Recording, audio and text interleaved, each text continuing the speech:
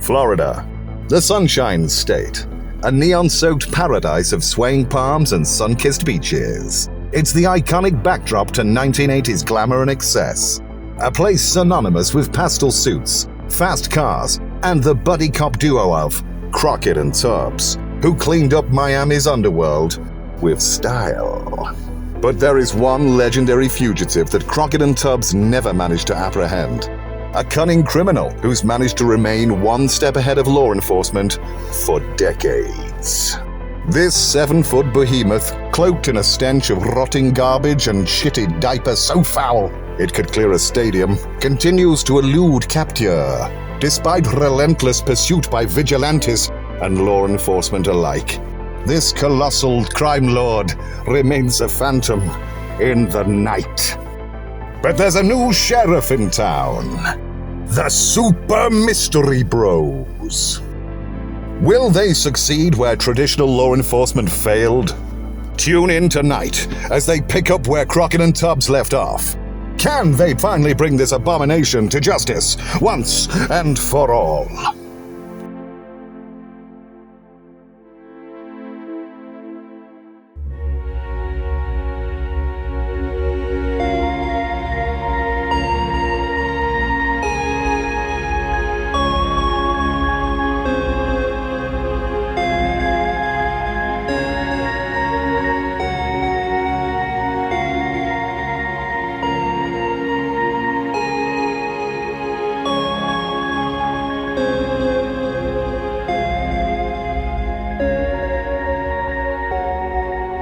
Welcome back to episode 36 of Super Mystery Bros. It's been so long since our last episode, but as the old saying goes, absence makes the heart fonder. And for the first time in almost a year, Ivan's roommate Peter is back on the show. Peter, how are you, man? Good, thank you. Yeah? Are you excited to be back in your home state of Florida? Sure. Yeah? Ivan, how you been, man? I've been good, man. And, I've got some things to say because it's been such a long time. Oh, and really? I could have spent this time talking about myself and, just how wonderful my life is. But instead, I want to say a few words to our listeners. Okay, go for it. I could have spent this time talking about myself and just how overall wonderful my life is. But instead, dear listeners, I want to talk to you. As many of you know, the show has been on the break for a long time, and so many of our brilliant listeners, and by the way, our listeners are very nice people, yeah, very nice. I met some of them on the street of this city, and the first thing I thought to myself, very nice, such nice people, and hundreds. Handsome, too. And beautiful. Handsome for the women. And beautiful, yeah, definitely. So hundreds of these people have been shocked and horrified for a long time when they were frantically updating their YouTube feed, searching and waiting for a new episode of our podcast. Yeah, that's true. Yeah, but don't fret, dear listener. As they say in the biz, there is only one step from hiatus to a listener's brain's hiatus. What the fuck are you talking about, man? The Super Mystery Bros are back, bolder, wilder, more mysterious than ever. And of course, unburdened by what has been. Yeah. So buckle up, subscribe to our channel, and enjoy the ride. Super Mystery Bros is back, and it feels fucking good. Peter, do you have anything you want to say before we begin here? Let's just begin. All right, sounds good. What are we talking about tonight, Ivan? We're talking about an ape, a skunk. What kind of ape? A skunk ape. What's that, man? We'll talk about it later. Okay. If the United States were a 90s sitcom, the state of Florida would be known for nothing if not being the Kramer of states. We've all seen the headlines. Florida man wears fuck the police shirt to court, wins case. Florida man uses alligator to open beer can, internet goes wild. Florida man sneezed out his intestines while eating at diner. Police say a Florida man with no arms and no legs is armed and on the run. Florida man charged with assault with a deadly weapon after throwing alligator through Wendy's drive-thru window. Ivan, I want to know how you feel about this one. You mean as a Wendy's fan, and by the way, dear listener, Ivan was planning on taking a hitchhiking trip to Jakarta, Indonesia, just to have Wendy's there. Yeah, I had a plan, but somehow Fell through. I changed my mind for now. Maybe next year. Maybe next year. But how does that make you feel? It makes me feel hurt, by the way, because I like Wendy's. Like with some guy throwing the alligator through the window of Wendy's. Yeah. Come on, man, you could do better, I agree. As we previously discussed in episode 5, Florida man shares a close genetic relationship with Australian man. Scientists hypothesize that this is due to a land bridge that once existed which connected the two land masses during the last ice age. However, Florida is known for many other things than just Florida man, including the origin of the age-old debate, GTA Vice City or GTA San Andreas. Peter, where do you stand on this whole debate? Vice City or San Andreas? I don't remember what is exactly the Vice City, but in my opinion, I think GTA. Wrong London, answer. I think the music in Vice City was better. 100%. The music wise, yeah, I agree. Vice City 100%. But let's move on. I didn't mean for this to get into a whole actual off-road debate here. Peter, why don't you take it from here?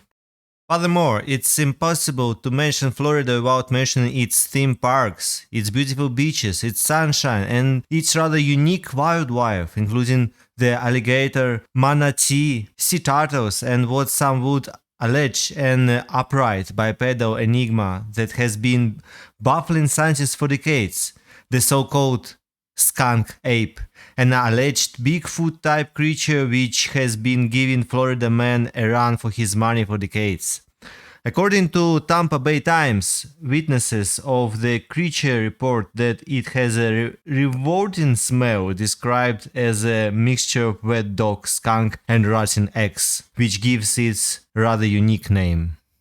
tonight, dear listener, we're smuggling you on a cigarette boat down to Florida. So pack your sunscreen, your Wayfarer sunglasses, your hairspray, your Armani jackets, and your loafers without socks, and get ready to party in South Beach before we head into the western swamps in search of proof of a legendary skunk ape, a 7-foot-tall Bigfoot-like behemoth rumored to inhabit the swampy marshlands of the Florida Everglades, a beast so elusive that it only makes itself known to locals by the way of its god-awful stench and the occasional near-miss highway crossing as it narrowly avoids being turned into street pizza. Which begs the question, could you be next? Stay tuned to find out.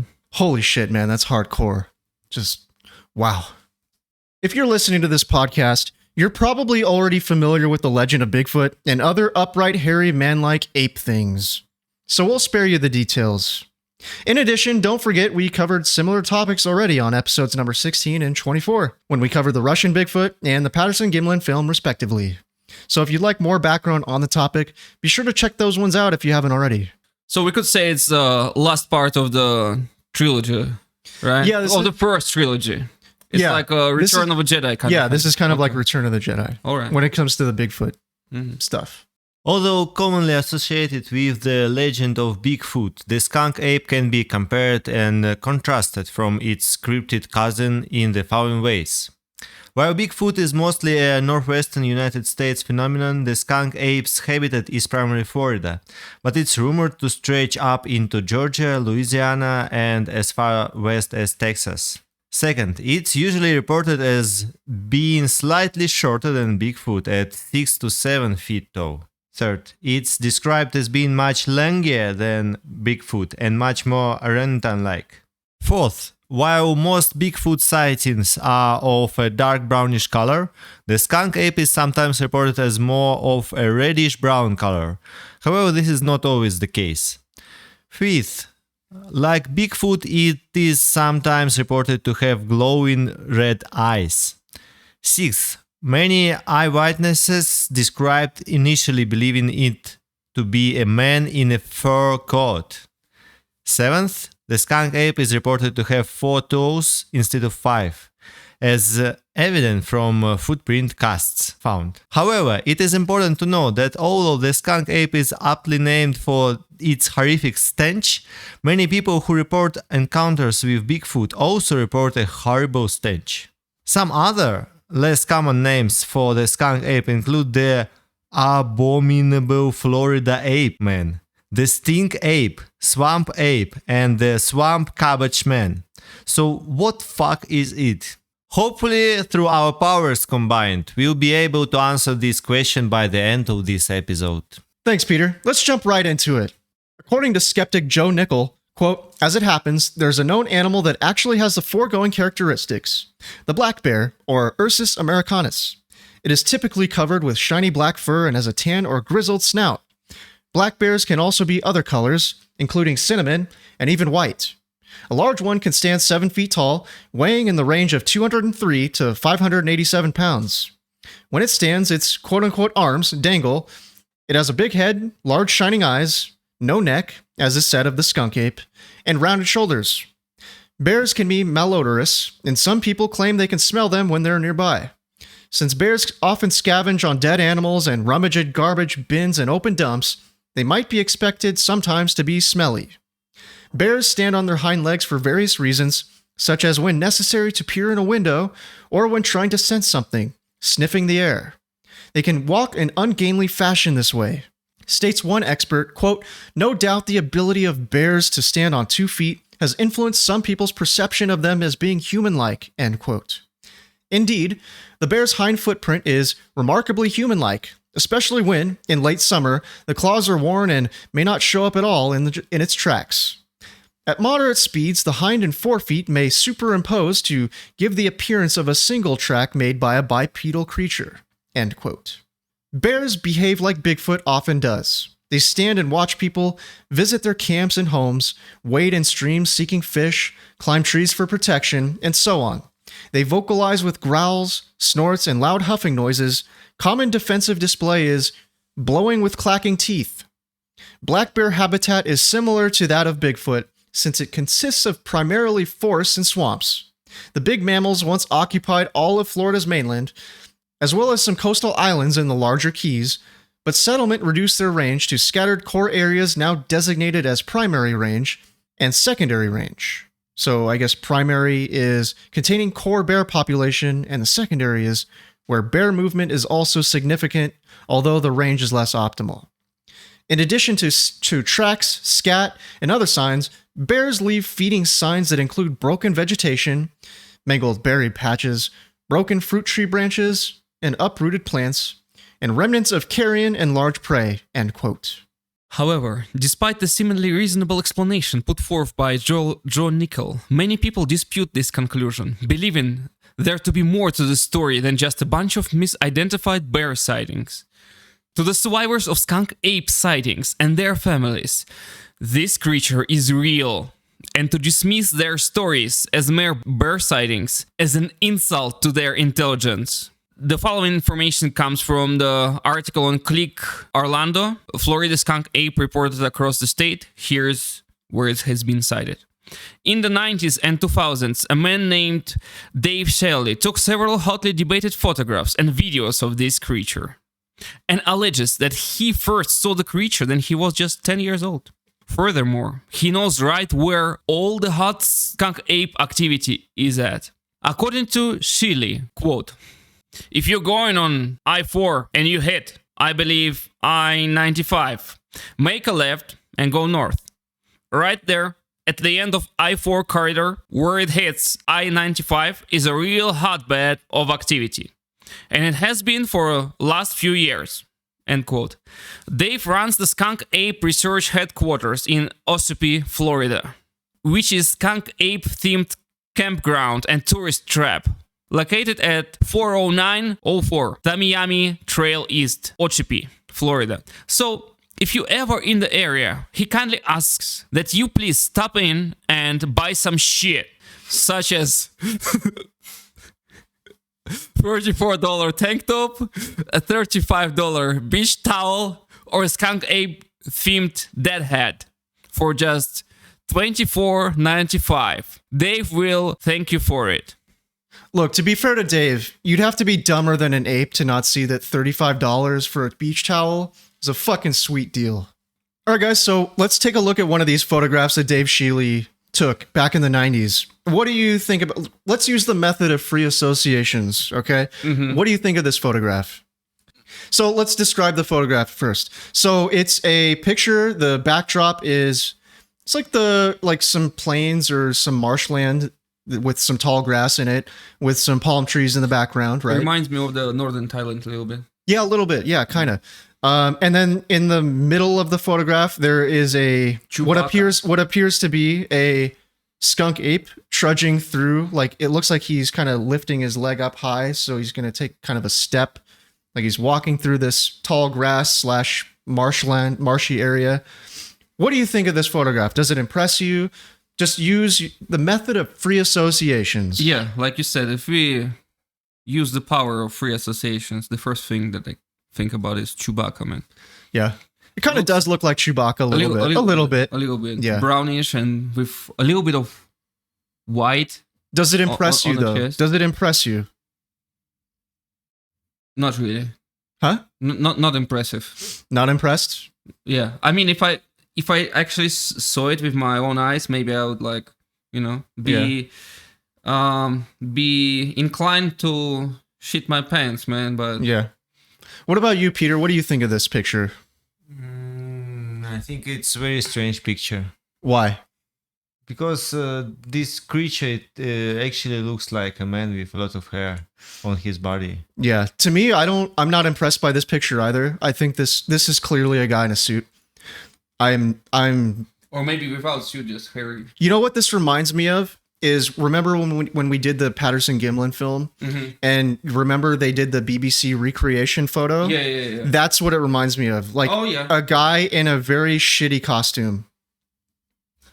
Which is actually, judging by the quality of the picture, we might just assume that she's just like some Florida man in a hoodie, walking around, like a brown hoodie or something. Could be, I guess. Like looking for some rabbits or whatever they do, to throw into the McDonald's window. I mean, it could be the skunk ape, but I'm not impressed. I'm not convinced. Neither. Yeah, you too, Peter? No, not convinced. All right, so that's 3 out of 3. Sorry, Dave. Sorry. However, arguably the most famous and hotly debated account of the skunk ape comes from Sarasota County in 2000. So the following comes directly from an article written on SingularFortean.com by Tobias and Emily Wayland.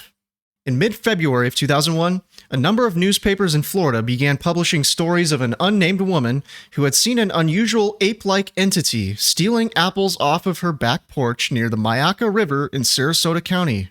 Apparently exasperated by the intrusions of this unusually nosy animal, she finally sent a letter, including photographs of the creature, to the local sheriff's office. According to a column written by Steve Otto of the Tampa Tribune, the letter, in part, read, quote, "Enclosed, please find some pictures I took. My husband thinks it is an orangutan.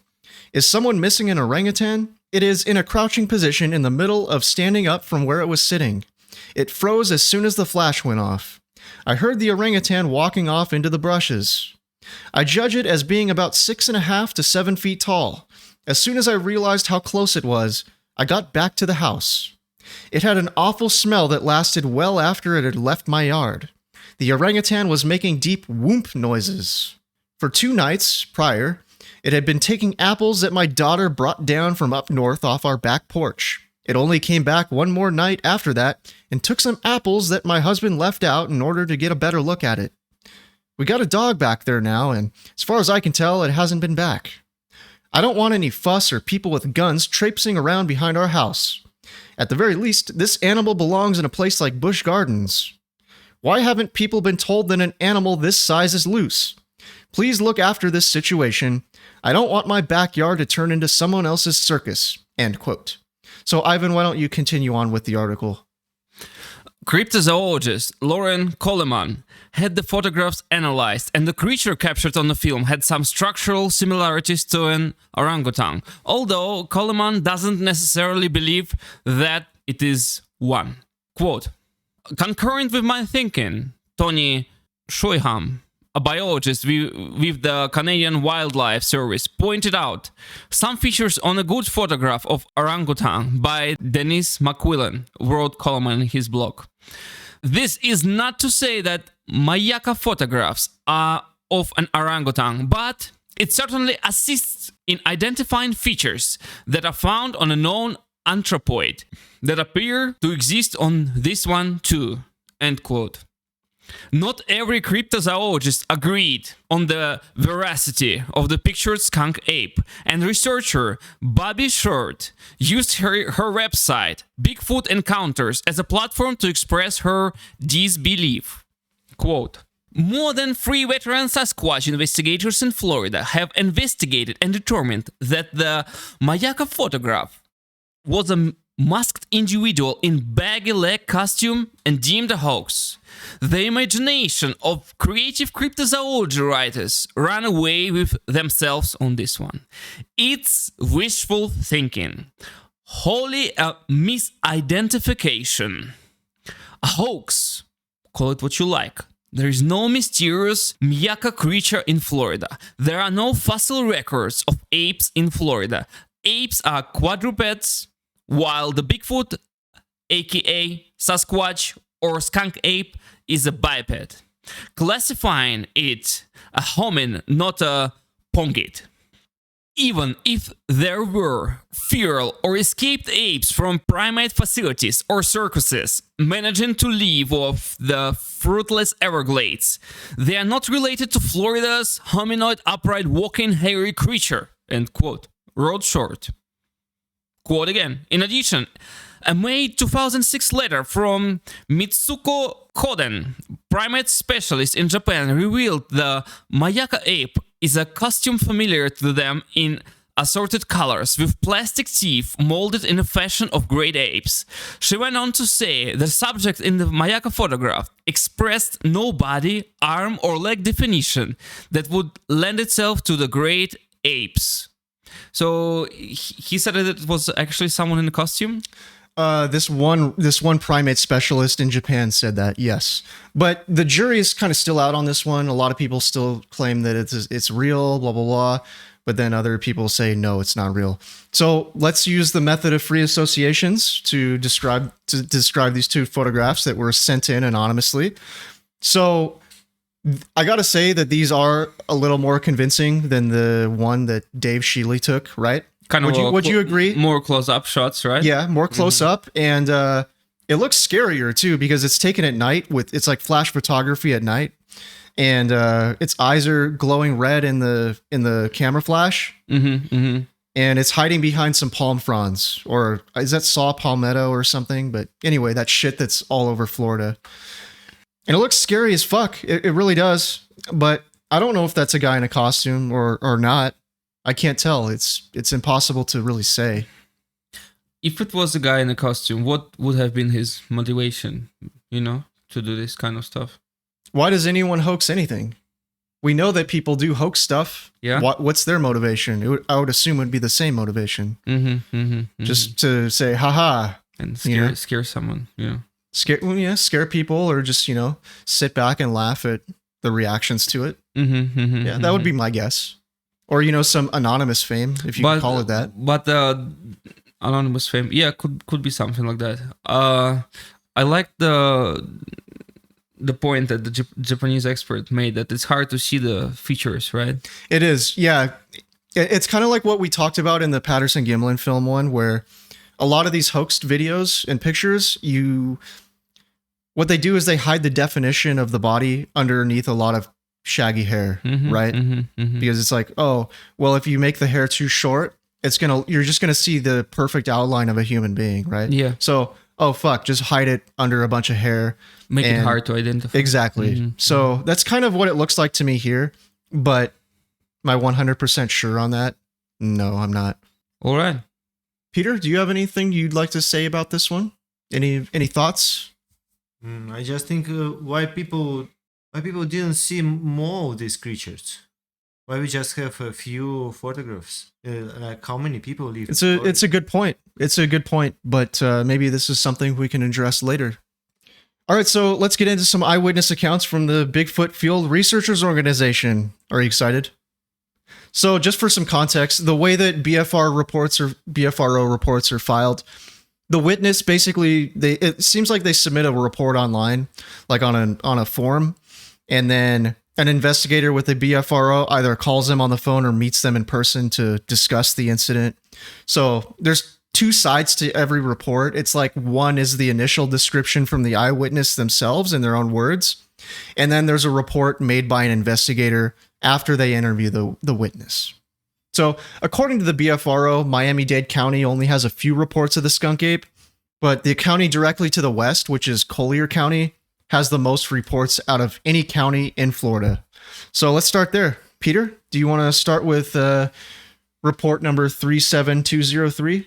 Yes, okay. Okay, so date November 4, 2012. County Collier. Is it Collier? Collier County. Location details about 20 miles west of Broward County. Nearest town Everglades west of Broward County. Nearest road Alligator Alley. Observed. I was out in the Everglades target shooting when I heard something making a lot of noise behind me while I was reloading. When I turned around, I saw a bipedal ape-like thing looking from behind a tree. I glared at it for a few seconds and I started running off. It scared the shit out of me. As I got to my car, I saw the thing running behind the trees away from me and then left in a hurry. Also noticed. We can skip this part just because, I don't know, whoever filled this out, they're not a wordsmith. Let's put it politely here. They're not a wordsmith. So why don't you skip down to the follow-up investigation report by BFRO investigator David Becara. Okay. Quote. I spoke with the witness by phone. He had put off the road to target shoot with his new gun. He'd only been in this spot a few minutes, enough time to set up some bottles and cans and shoot one clip of ammo. He was reloading his second clip and turned around to see 6.5 feet tall man like ape standing behind a tree looking at him. He had walked up behind him and was only about 20 feet away. He described it as covered in dark brown hair with a face between a man and an ape. The arms were longer than a man's and he was positive that it wasn't a bear standing on two legs. As soon as he saw this animal, it let out a deep grunt that the witness said he felt as well as heard. End of report. Do you guys want to stop and talk about this one, or do you want to move on to the next one? We can talk about it. Yeah. All right. So basically, this guy says he drove out somewhere in Collier County. He wanted to try out his new gun that he just bought. He set up some bottles and cans for target practice, and he got one clip of ammo out of his gun. And then he was reloading. He turned around. He sees this ape-like thing staring at him from behind a tree.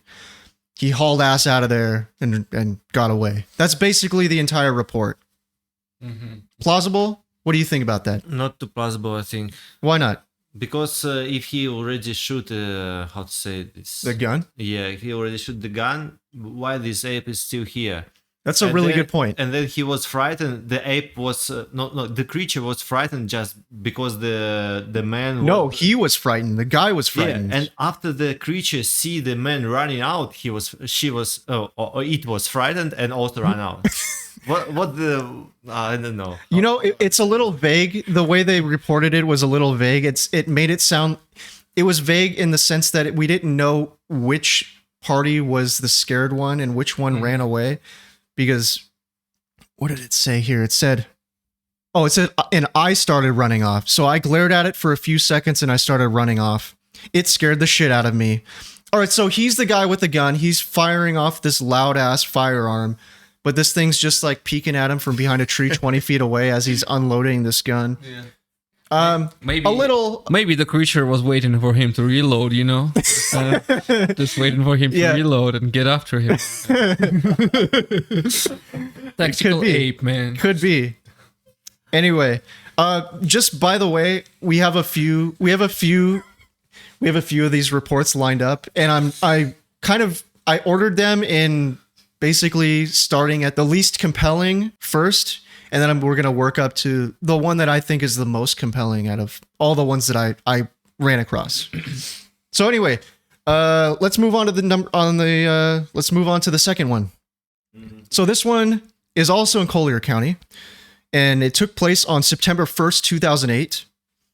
Location was about 600 yards out on the north side of the road near Ochoape, Florida. Near the Skunk Ape Research. Was it Skunk Ape Research Headquarters? Yeah. Same town.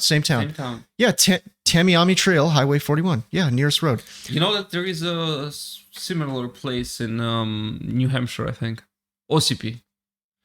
I mean, it just sounds similar. It doesn't matter. I think they make some water. Well, dude, there's like a Springfield in every state too. So P is like what? Ochoape. Well, P is like that stuff that comes out when you.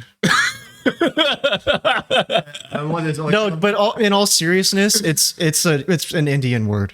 It means stream or something, right? I don't know what it means, but I know that something with water. Yeah, it comes from an Indian word. I know that. Oh, okay. So OCP. Oh, okay. Yeah. Okay.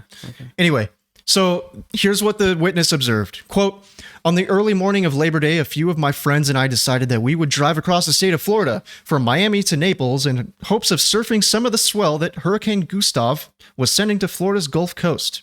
At approximately 6 a.m., we left from Florida International University, traveling west on the Tamiami Trail.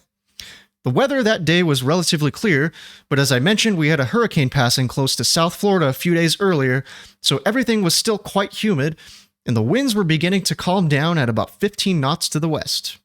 It was near the area of Big Cypress, about 15 minutes from the world's smallest post office, where the landscape had plenty of sawgrass and shallow water and large trees at a distance of about a mile off the road, where I saw a figure that seemed to be watching the road as we drove past.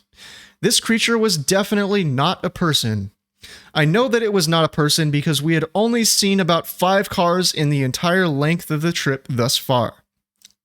Whatever it was, it appeared to be large, at least the size of a person, but it was dark, with a wide body structure, and even from the distance at which I saw it, which was maybe 300 to 500 yards, it looked as if it was covered in hair. The creature was standing next to a palmetto, and we passed it quite quickly. About 10 seconds after we passed it, it came to my attention that I should probably tell my friend to turn the car around to see if I could get a better look. We stopped, drove back to the site, and it was gone. But as I got down from the car, there was a very strange smell in the air that was nothing like I'd ever smelled before, almost like a wet dog that had been covered in eggs. My guess was that maybe the creature had crossed the road, heard our car, and checked us out, and that it realized that it did not like us so much and simply crouched down and hid. Nobody else in the car saw the creature.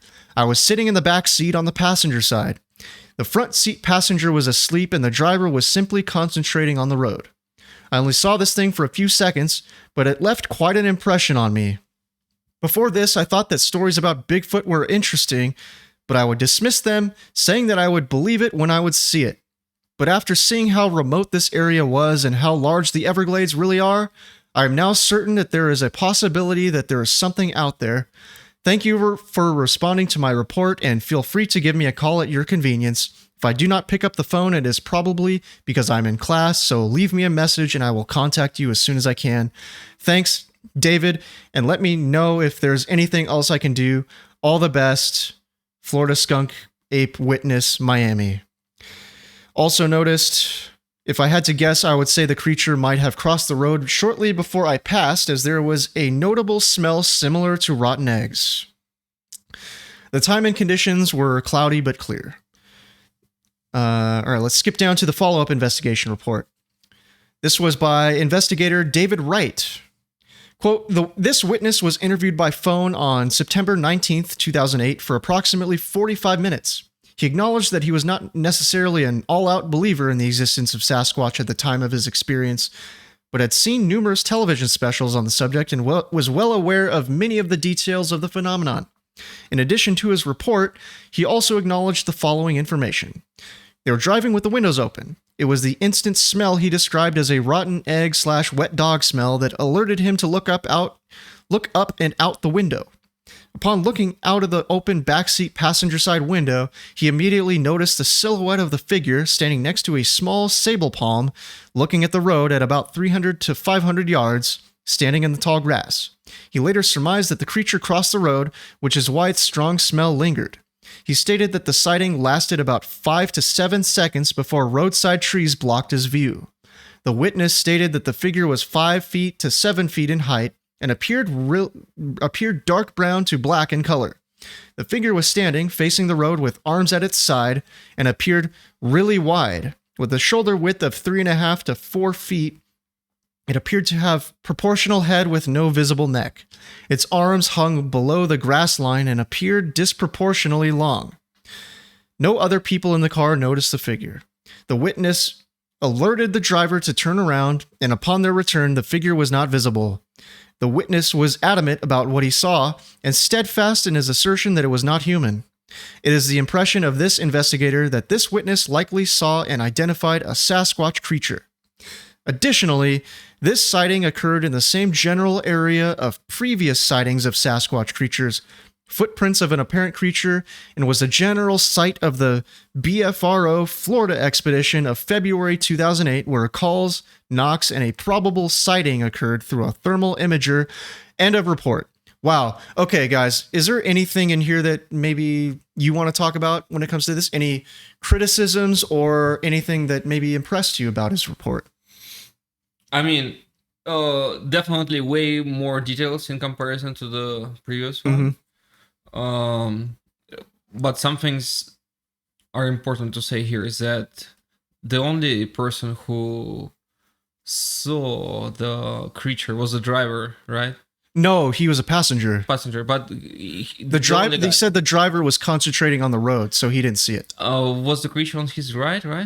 On the passenger? I believe so. Yeah. Because he said he was in the back seat, passenger side. So yeah, that would be the rear right side of the car. Right. With the window was open.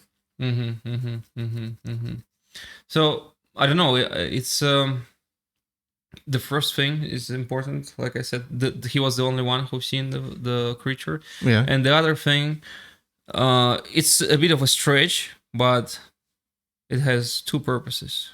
Remember that episode we did on shadow people? I think we talked a little bit about like some retina stuff or whatnot, the eyes and. Are you talking about peripheral vision? Peripheral vision and stuff like that. Yeah. And I'd say probably maybe at first then he noticed the creature. He might have noticed him in the peripheral vision, and they were driving fast. Maybe even if he turned they were not driving fast, but still they were driving, right? Yeah. I don't know if they were going fast or slow. Do we know? I don't know. So anyway, so maybe he saw him in the peripheral vision, and it might have been a bear or something. And in the peripheral vision, he might have thought like, "Oh shit!" But he was looking at it. I don't think it was peripheral. He might have first noticed it in his peripheral, yes, but then he looked directly at it for 5 seconds. 5 to 7 seconds, yes. Yeah.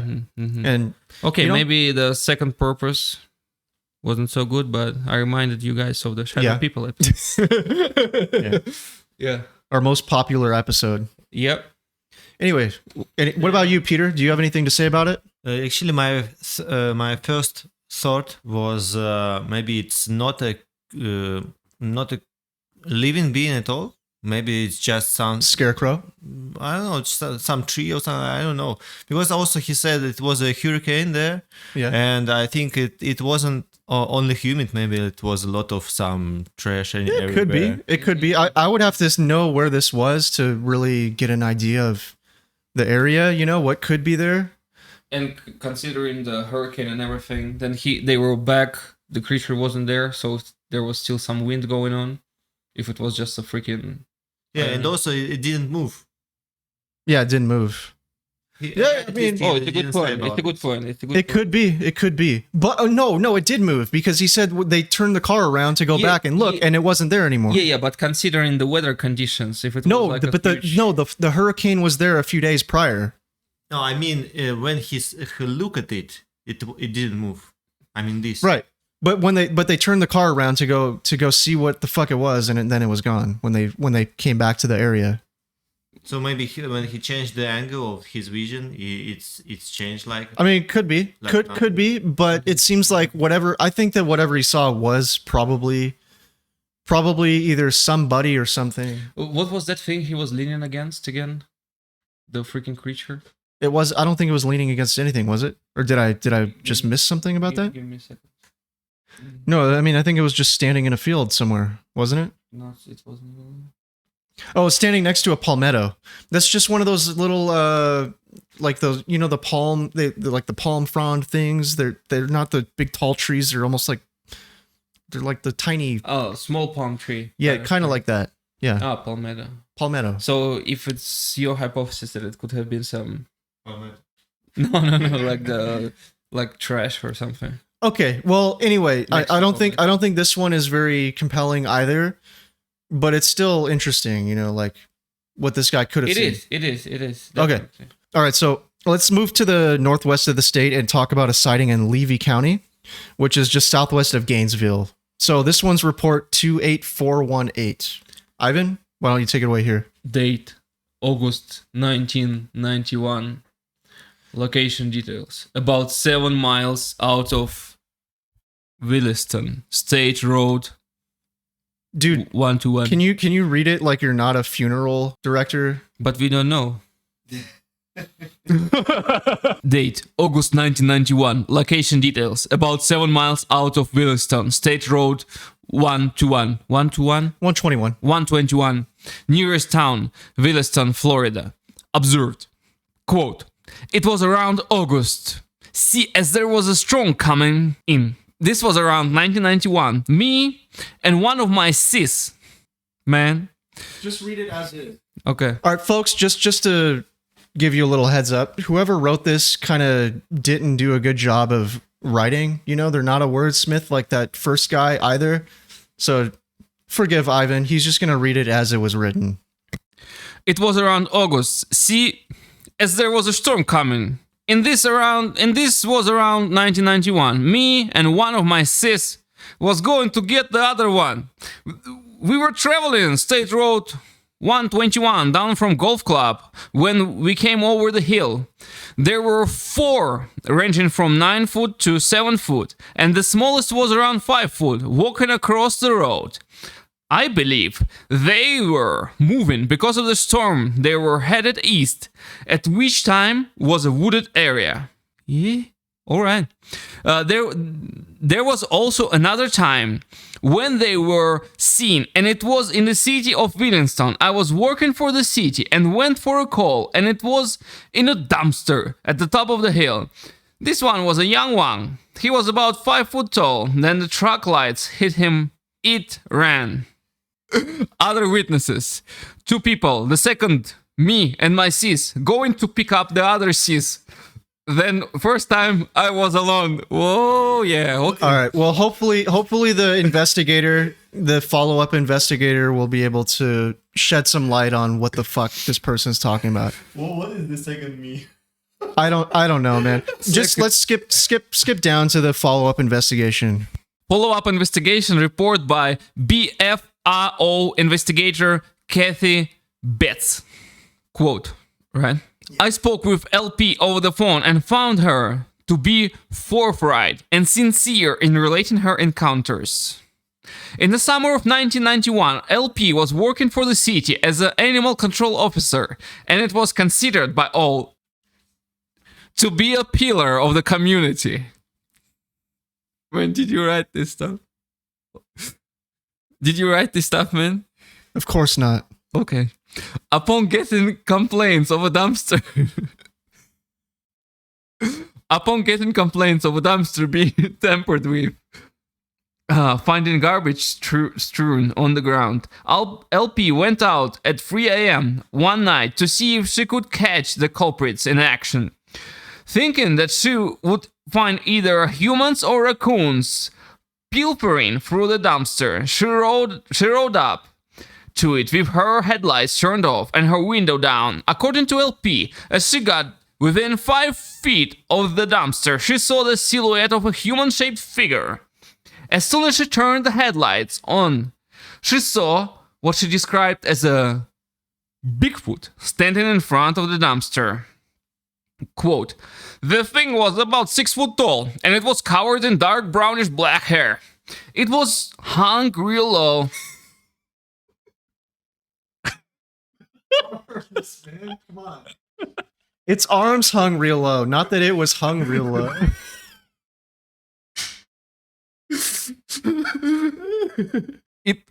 It's man, the Bigfoot people gonna kill us, man. I'm telling you, they're gonna get after us again. Its arms hung real low, down past its knees. As soon as my headlights hit it, it looked at me like it was scared and terrified. I could see the eyes; they were totally black. It had hair on its face, but not. It's okay, man. Take some deep breaths. It had hair on its face, but not around its eyes or mouth. Right away, it started moving off. It didn't run, but sort of walked real fast in a weird jumping, skipping start. Not like a person would run. I think I saw it for about 30 seconds before I got my truck in reverse and got out of there. While I was backing up, I did notice this really bad odor. It was like a wet dog smell mixed with rotten eggs. It's one of those smells you just can't forget. You just can't ever forget. End quote. When asked to describe its face, LP told me, quote, it looked exactly like the same way the Mexican werewolf boy's face looks. It didn't have hair around the eyes or mouth. A month or so later, in August of the same year, LP and her sister were driving south down the state road 121 during the early evening. LP noted that there was a severe storm brewing in the west, but there was enough light out to see easily without using any headlights.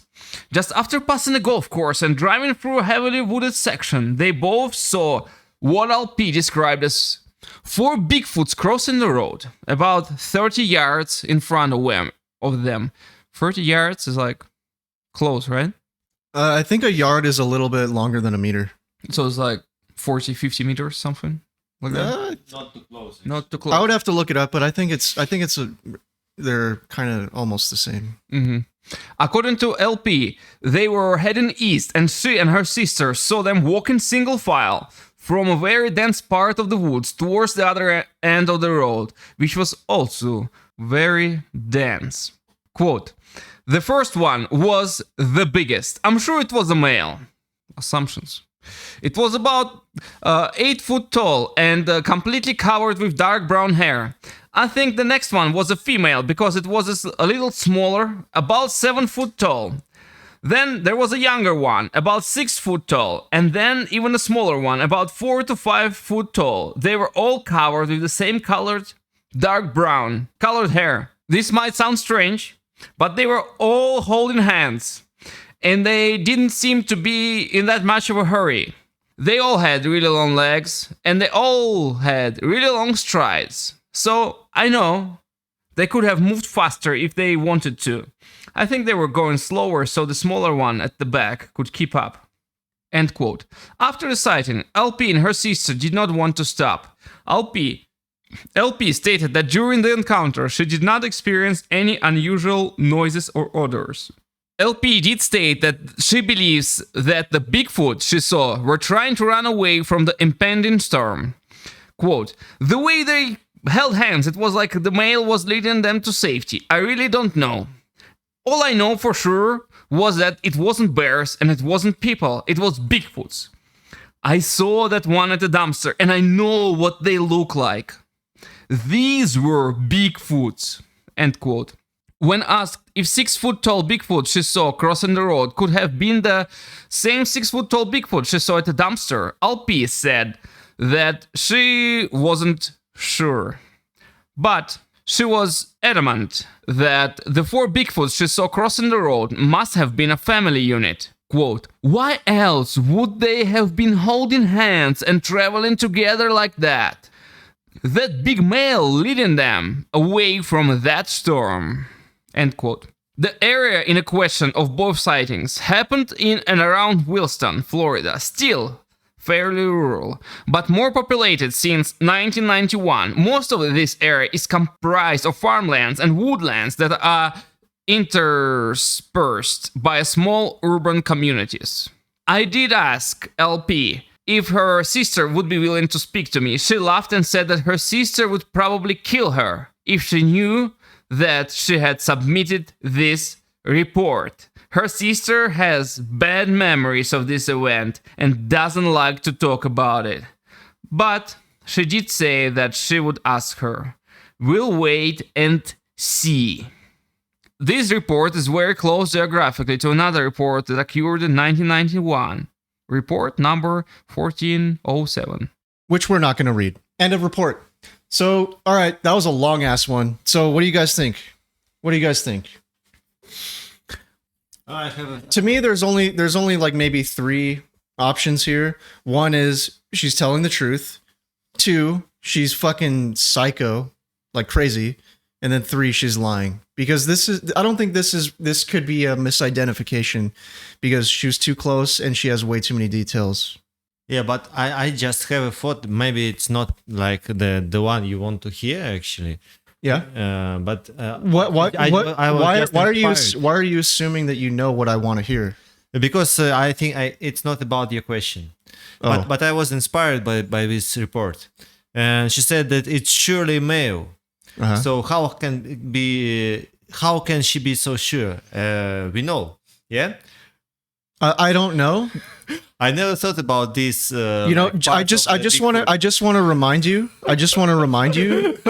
Peter. I just want to remind you that this is a family show. Yeah.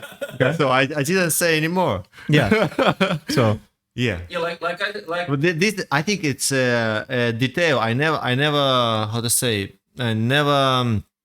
Never thought about before. Yeah. Mm-hmm. And normally we don't have this detail in these reports, yeah? But she has it. yeah. That's interesting, I think. And yeah, just a quick side note, guys. If you're interested in the Bigfoot anatomy, like male female stuff, we talked about it a little bit in our we did. Patterson Gimlin Episode number 24 about like some heavies and whatnot. Yeah. All right. Anyway, do you have anything useful to say about this one? Yeah, the point about assumption is interesting, and that they were holding hands like some sort of Family unit. I mean, Do you find this report to be compelling? I mean, okay, so let me put it to you this way. After reading this report, did it move the needle for you in even just a micrometer? Did it move it towards like maybe this shit is real? No. Not even a micrometer. Micrometer, like the width of a molecule, like moving the needle. Nanometer or something, The nanometer. Okay. But what you're saying is that it did move the needle for you. But nanometer, man, like it's like maybe availability bias and stuff. What if we just assume that this woman, that this woman, she's telling truth? Or she telling the truth she believe in? Then we can go back to the Nate's option that she. What to me, it's either she's telling the truth. Yeah. 1, 2, or 2, she's crazy. Something's wrong with her mentally, right? Mm-hmm. And then 3, she's just lying. Lying to get the fame and correct. Whatever. So those are the 3 options for me. But it's hard to say which one this is because I'd have to meet her. I mean, Bigfoot family crossing the road, kind of. It is a little far fetched in a way. I don't know why it reminded me of that picture of Beatles, walking. You mean Abbey Road? Yeah. Abbey Road. Like walking like that. Many people do those on Instagram and whatnot, pretending to be like that. And why would you freaking cross the road like that? I don't think it's the best option, man. Well, what if you have to get to the other side? What are you supposed to do? No, I mean, why do you have like to cross it like in the line of the family unit? You can just, father can carry the kid or whatnot. But I think that it was like an older kid. If you go back, I think didn't he say it was like a 5 foot tall kid or 4 feet tall? Well, I think she said 5. But anyway, we digress. So I think it would be old enough to walk on its own. So. Anyway, that's not really the point. The point is it compelling? To you guys, no? For me, I think when we investigate these reports, we need to think about the reporter. Which, why, if she lies, why she lies. Uh-huh. Did she have some other reports like this? If she's crazy, maybe right. she has seen some other crazy things.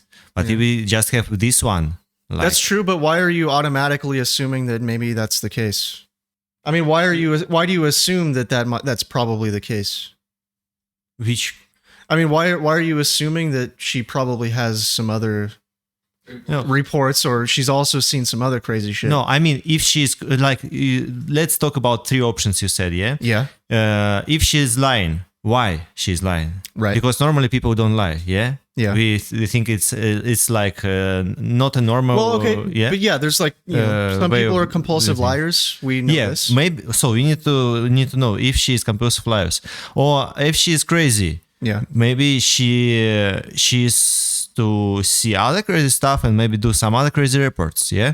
And even if she's lying, she also maybe do these other reports, yeah. But if you only have this one report, she's probably But- not lying and but- not crazy. But if you go back to the report, it says that she was considered by all to be a pillar of the community. So What is the pillar of community? just like everyone in she just like, she's the glue that held the community together. Yeah, she's so- like the linchpin of the community. So probably she's not a liar, not a crazy man, crazy girl. I don't mean not that matter. Yeah. So I think it sounds like a very true report. Yeah. So let's assume what if she's just a normal person and she had this experience, or she believes she had this experience. Would that move the needle for you if she has no other history of psycho shit? Yeah, it's for me. It's like moving the needle. Yeah. Yeah, it would. Maybe even 2 nanometers, not just 2 nanometers. All right. Well, let's give her the benefit of the doubt and give her those 2 nanometers. How's that? one. Okay. All right. Well, let's move on to Marion County now, which is between Orlando and Gainesville, where a dog walker spotted the creature. So this one's report number 42726. The date was a Friday in October of 2013. Location details: Ocala, Florida, a subdivision with the specific street omitted. They go on to say, I will gladly meet someone back there, talk to someone about it, but do not want to be interviewed, recorded, or my name published. I'm a business professional and pillar of this community. Another one. And just rather not be a part of any backlash or comments. I know what I saw, and I'm not crazy.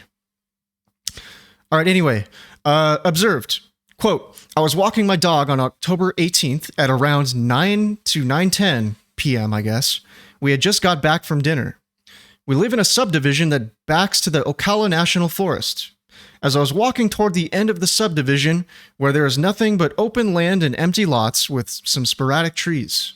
While turning around, I saw a figure crouching down.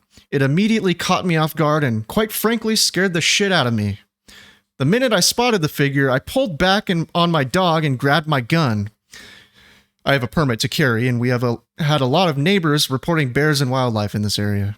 Anyway, back to the story. I backed away from the figure and yelled, quote, I got a gun. I will shoot you, and other things. End quote.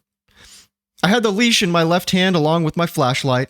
As I shined the flashlight at this figure again, I yelled at it again, quote, I will shoot you. I'm not kidding, end quote, thinking this was a hoax of some kind. My light caught this figure's face and I got a reflective shine back at me. The figure stood up and walked behind this small patch of trees. This figure was huge. Looked just like a large ape man covered in hair. I pulled my dog back with me and got the heck out of the area.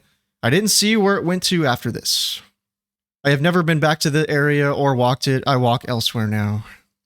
The witnesses were just him and his dog. Other stories, other neighbors have reported to me bears, wildlife, and thumping noises. That is it. The environment was back of a subdivision that butts up to the National Forest in Ocala, Florida. All right, so the following is a follow-up investigation report by BFRO investigator Mike Famaland. Quote, this subdivision is only partially developed and is an older community. No outside traffic and very quiet at night. Each evening, he walked his dog in this vacant part of the subdivision, but this night, while trying to get his dog to do her business, he walked about 50 feet more than normal. His somewhat aggressive dog, a female American Bulldog / Greyhound mix, first brought his attention to the figure when she bolted to the left. They were walking on the right side of the road, and the figure was on the left, only a 10 to 15 feet distance between them. He immediately knew that this huge figure, resembling that of a football player geared up and crouched a bit, was out of place and did not belong there. It was around Halloween time, and his first thought was that he was being hoaxed.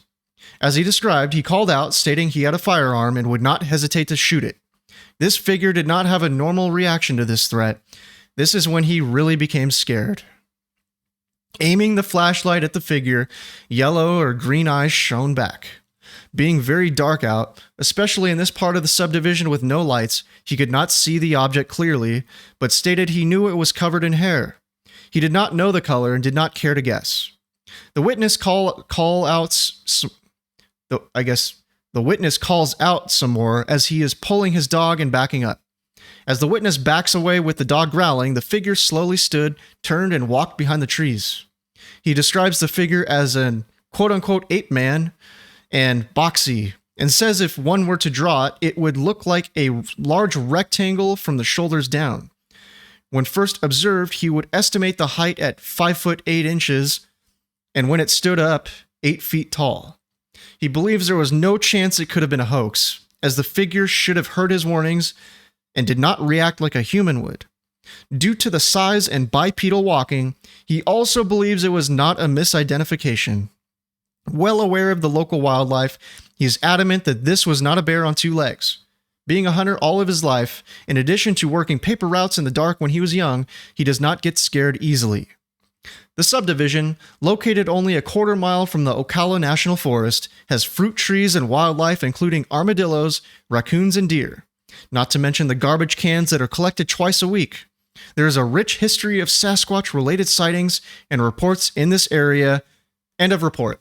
Wow, okay, so far out of all the ones we've gone over, is this one the most compelling to you? Or how do you guys feel about this one? The first thing I would like to say is that this man is a little bit strange, I think. He said he's not crazy, but he said that there are 2, observers? How to say it? Not observers. What was the name? Witnesses, yeah. One is him, and another is his dog. Uh-huh. I think it's a little bit strange. Well, I think he was just clarifying that he was just walking his dog along. It kind of reminds me of the situation. One of my friends has once been, he once got scratched or like beaten by a monkey somewhere in Thailand, and then the insurance company asked him like, man, you need to freaking file like the report for the insurance case. Yeah. And that freaking guy, he just wrote in the section, who do you think is responsible for the accident? He just wrote like monkeys, So. And I don't think he was crazy, just a little bit strange. Right on. Yeah. Okay. So, all right. So we're not talking about your friend who got, your quote unquote friend who got, allegedly got scratched by monkeys in Thailand. Yeah. We're talking about this guy who was walking his dog and saw the creature, right? So how do you feel about it? Did this one move the needle for you, even a couple micrometers? What do you think? I don't know why, but then people report about like 4 these Bigfoots. It sounds more like believable. But when they said just about 1, not enough data. Yeah, I don't know. I think it's strange. Wait, what do you mean? He meant that in the previous reports, like the lady, she was talking about 4 or 3 Bigfoot, and this one is just one. Is like not enough data, No, not. You mean it's more believable because it's like less spectacular, kind of? No, I just talk about my feelings. No, I know, but what do you mean? I'm sorry, maybe I misunderstood. I think I think it's strange, but then somebody says about like about 4, 5, 6, 7 Bigfoots.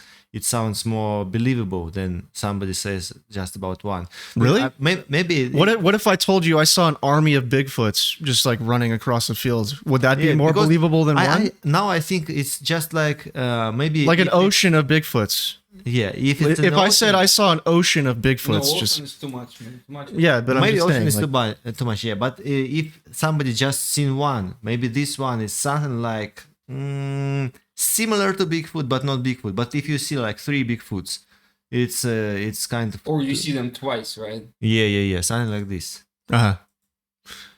Okay. Maybe it gives like a little bit more. I think this one kind of, for me, is also he's either telling the truth, lying, or he's delusional, right? That's really the only options. And the other important thing is, like, in the beginning, he mentioned that he's a business professional, the pillar of the community, you know? Yeah. And he doesn't want to any comments and wants to stay anonymous. Yeah. So he doesn't want fame. So fame is, you know, you can scratch that off the list of possible motivations of this guy to come forward about it. I mean, to me, he could have seen something, and yeah, maybe it was the fucking skunk ape. Who knows? But you know, what if he is genuine? What if he is being genuine here and he saw this? So how many nanometers for you, man? Well, this report alone, I would say a few nanometers, but it's because like I require an ocean of these kind of reports, you know, to like move it in any meaningful amount. You know, I'm not going to take one person's report on something like this and, you know, let one person's report move the needle from one side all the way to the other. No. Like I'm going to need more than just like one person's report, right? So that's what I mean by nanometer. Actually, for me, maybe I just have a thing. I thought, how to say, thing. I just thought. Yeah. What if this person doesn't exist? You mean like the BFRO just like made it up? This pillar, maybe it's someone else wrote this message, like just for fun. But no, just for his fame.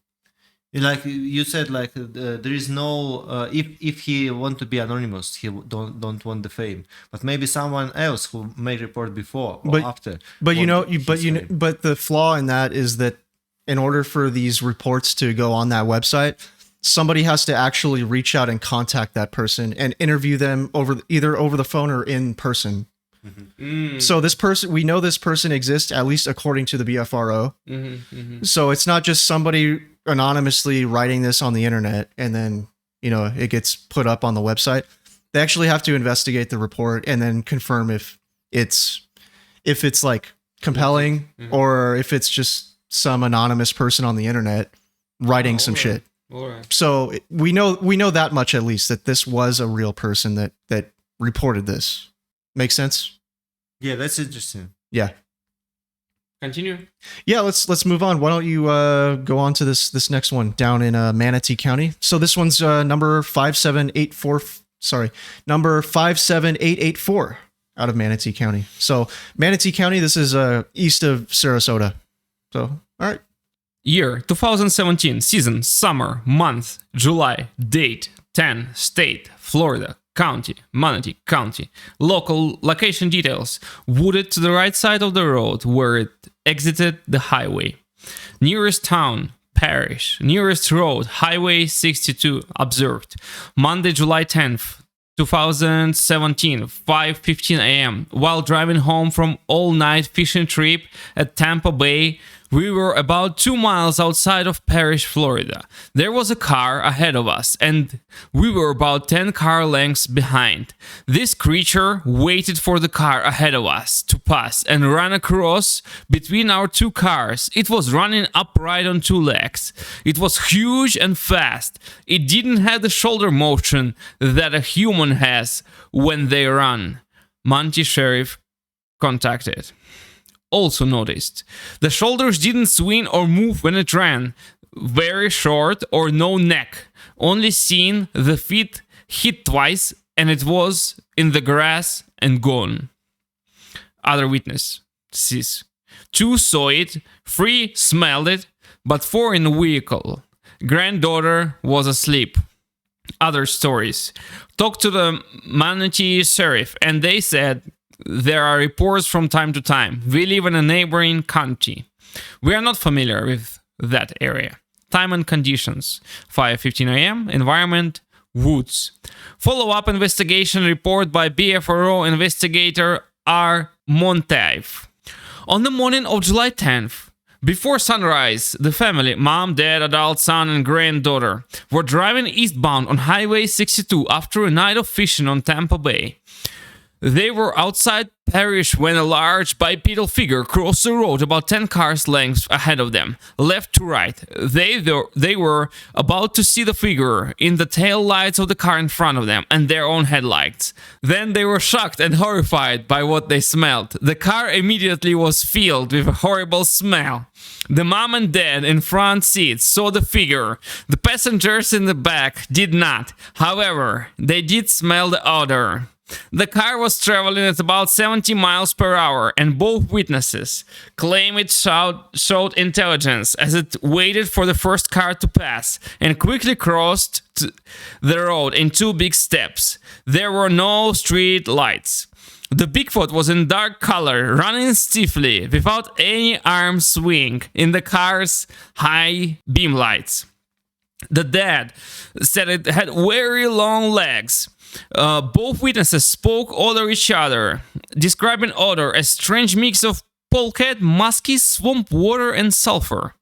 On the morning of the crossing, the mom called Manatee County Sheriff Office to report it and spoke to a deputy who admitted they have calls like this from time to time in that area. BFRO investigator David Baccara and myself, as well as other Florida investigators, have spoken to the couple about the incident. The mom and dad are both still very disturbed and overwhelmed about what they saw and are still struggling to come to terms with the event almost a year later. The area is remote with ranches and farms spread far apart. Just north of Miyako River State Park, the mom made this drawing. I mean, do you want to talk about the drawing? It's not a very great drawing. It's just shows a shadowy figure running across a road, basically. End of report.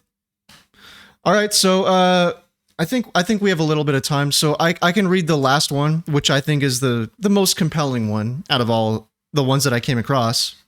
But did you have anything that you wanted to say about this report? So not only did they see it, they smelled it. The whole car was filled with. But it seems like most of them smelled it. But the smell was different, though. All of them smelled it. Like in the different reports too. The people also smelled it. I mean, not the guy with the dog though. Right? But smells are a little subjective sometimes. Yeah. These guys that talked about sulfur. Somebody likes, somebody not. Yeah, somebody likes that smell. Wet dog smell and whatnot. Yeah. As you said, wet dog is better than dry one, yeah? All right, well, anyway, did this move the needle for you guys at all? Any amount? 1 micrometer? 2 micrometers? I mean, to me, it didn't really move it that much because it was at night and it could have been some swamp tweaker running across the road for all we know.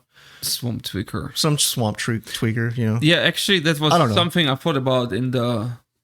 It wasn't report, clear. It wasn't clear enough of in the sighting. report before the previous one. I thought about that when the ladies saw someone climbing out of the trash, the dumpster. Dumpster.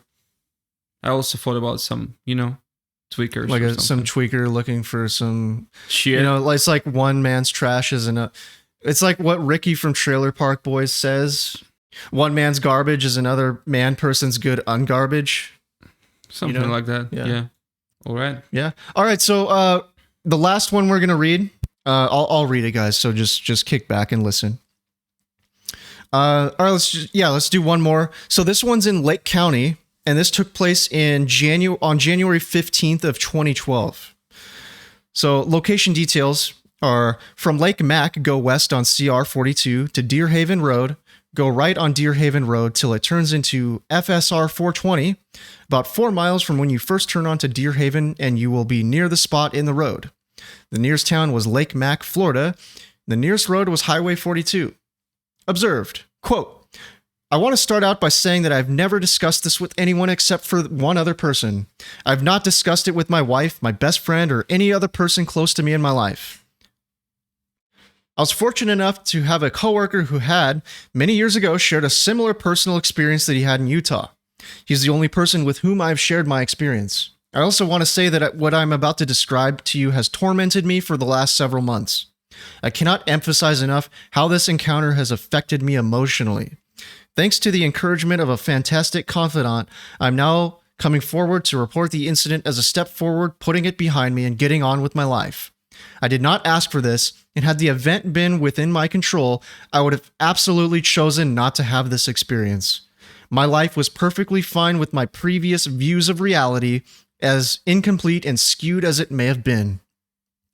I grew up in a very rural setting and have always loved the outdoors and being in nature.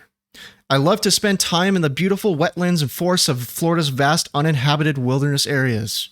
Monday through Friday, I work as an executive in a very large multinational corporation based in Orlando, Florida, and being shut up in an office building environment throughout the week makes me stir crazy. My life is a very high-stress environment with responsibilities that include a multi-million-dollar P&L and oversight of approximately 1,000 employees. My weekends are often spent decompressing in nature through hiking or canoeing, especially in the winter months when the temperature is more comfortable.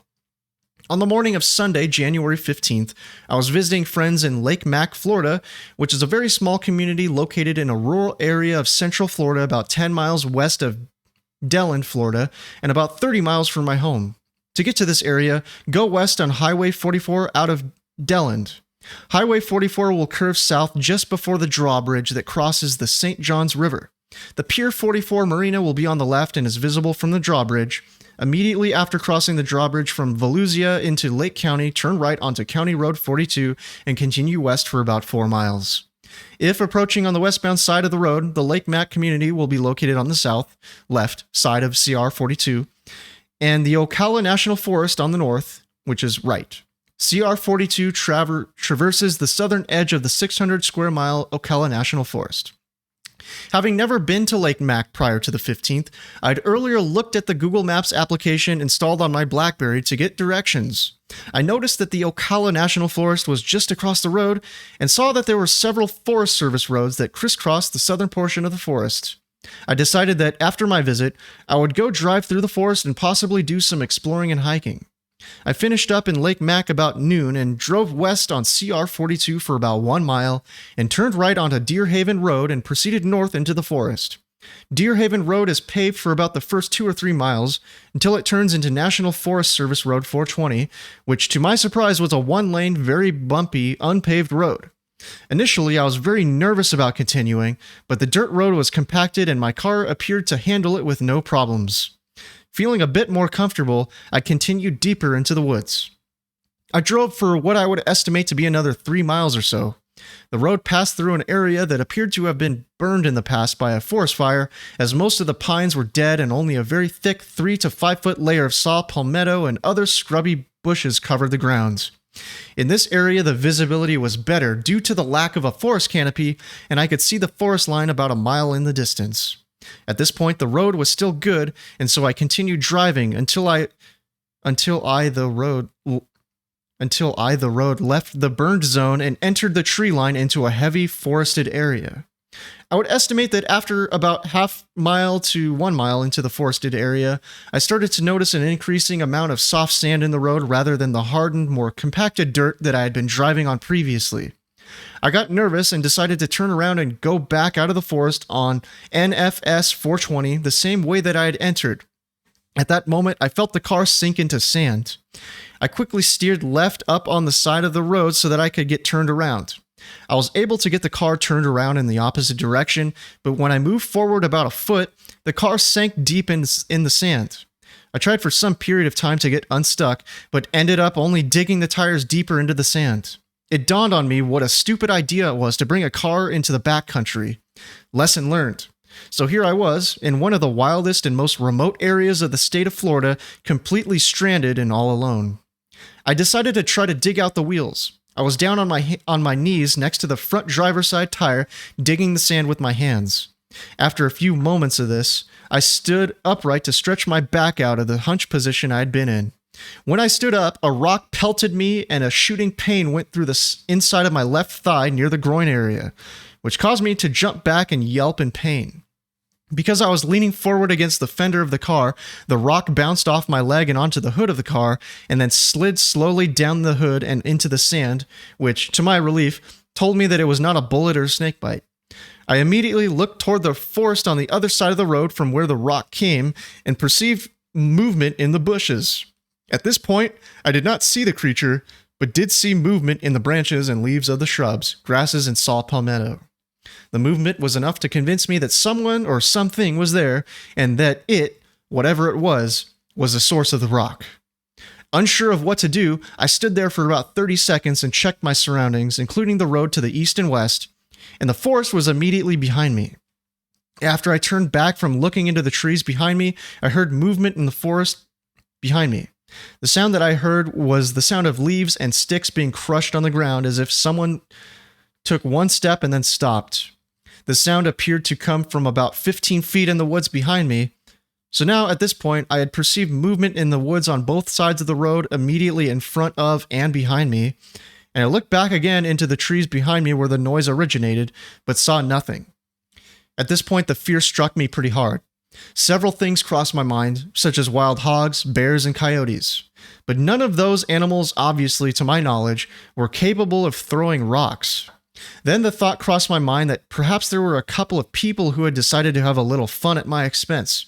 So I called out into the forest, quote, "Who's there? This isn't funny. I need help getting my car out of the sand. Please help me," end quote, and so on. I heard nothing in reply and saw no movement. With the fear mounting and my thoughts turning more toward protection rather than getting my car unstuck, I remembered that I had a can of UDAP in my backpack in the trunk. What's UDAP? Is that like bear mace or something? I'm not sure. Anyway, the previous summer I had hiked part of the Appalachian Trail in Tennessee and North Carolina and had purchased a couple cans of UDAP for that trip. I walked around the back of the car, opened the trunk, and pulled out my backpack.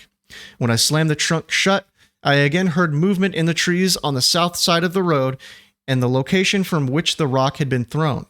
I looked to my right and began unzipping the backpack when the creature started to make a hissing sound.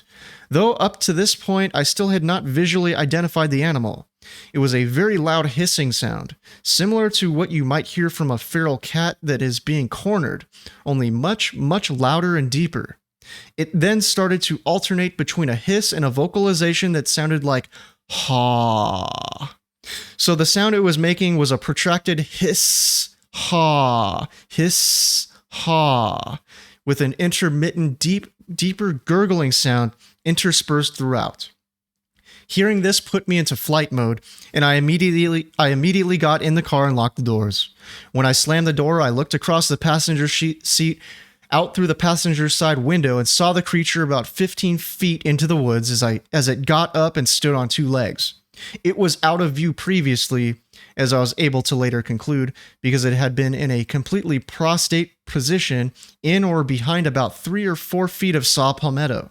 I saw its head rise up first, then its back, then it appeared to go on all fours, and finally pushed itself up with its long arms onto two legs.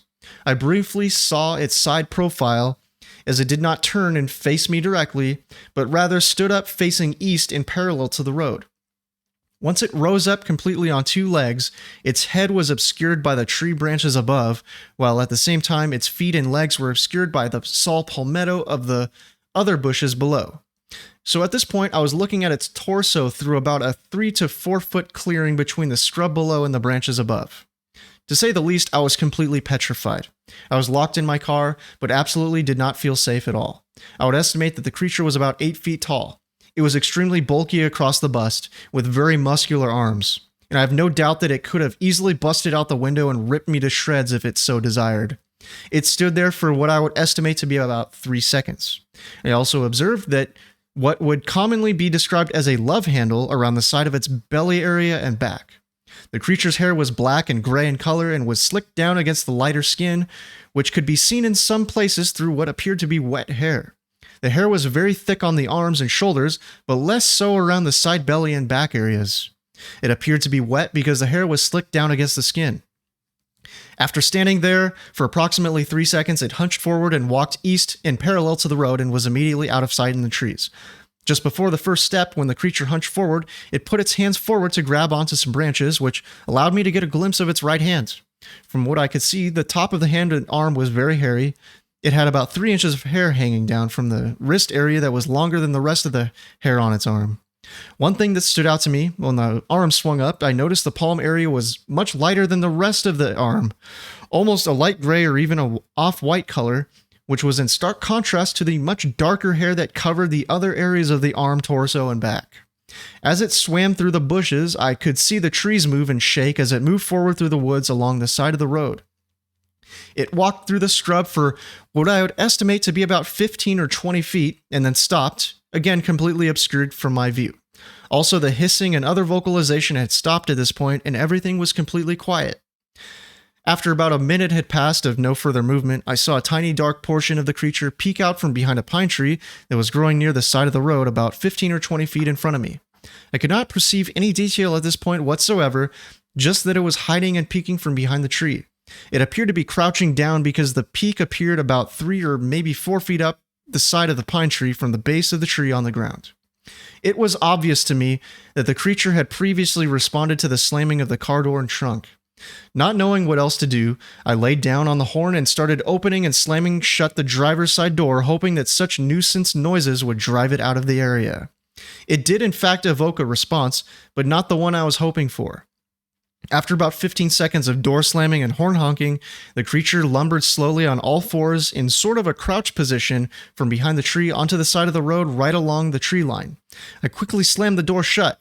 As soon as the door slammed, the creature reared back and flung a softball-sized amount of slimy, brown, lumpy material that was about the consistency and color of wet peanut butter all over the hood of my car.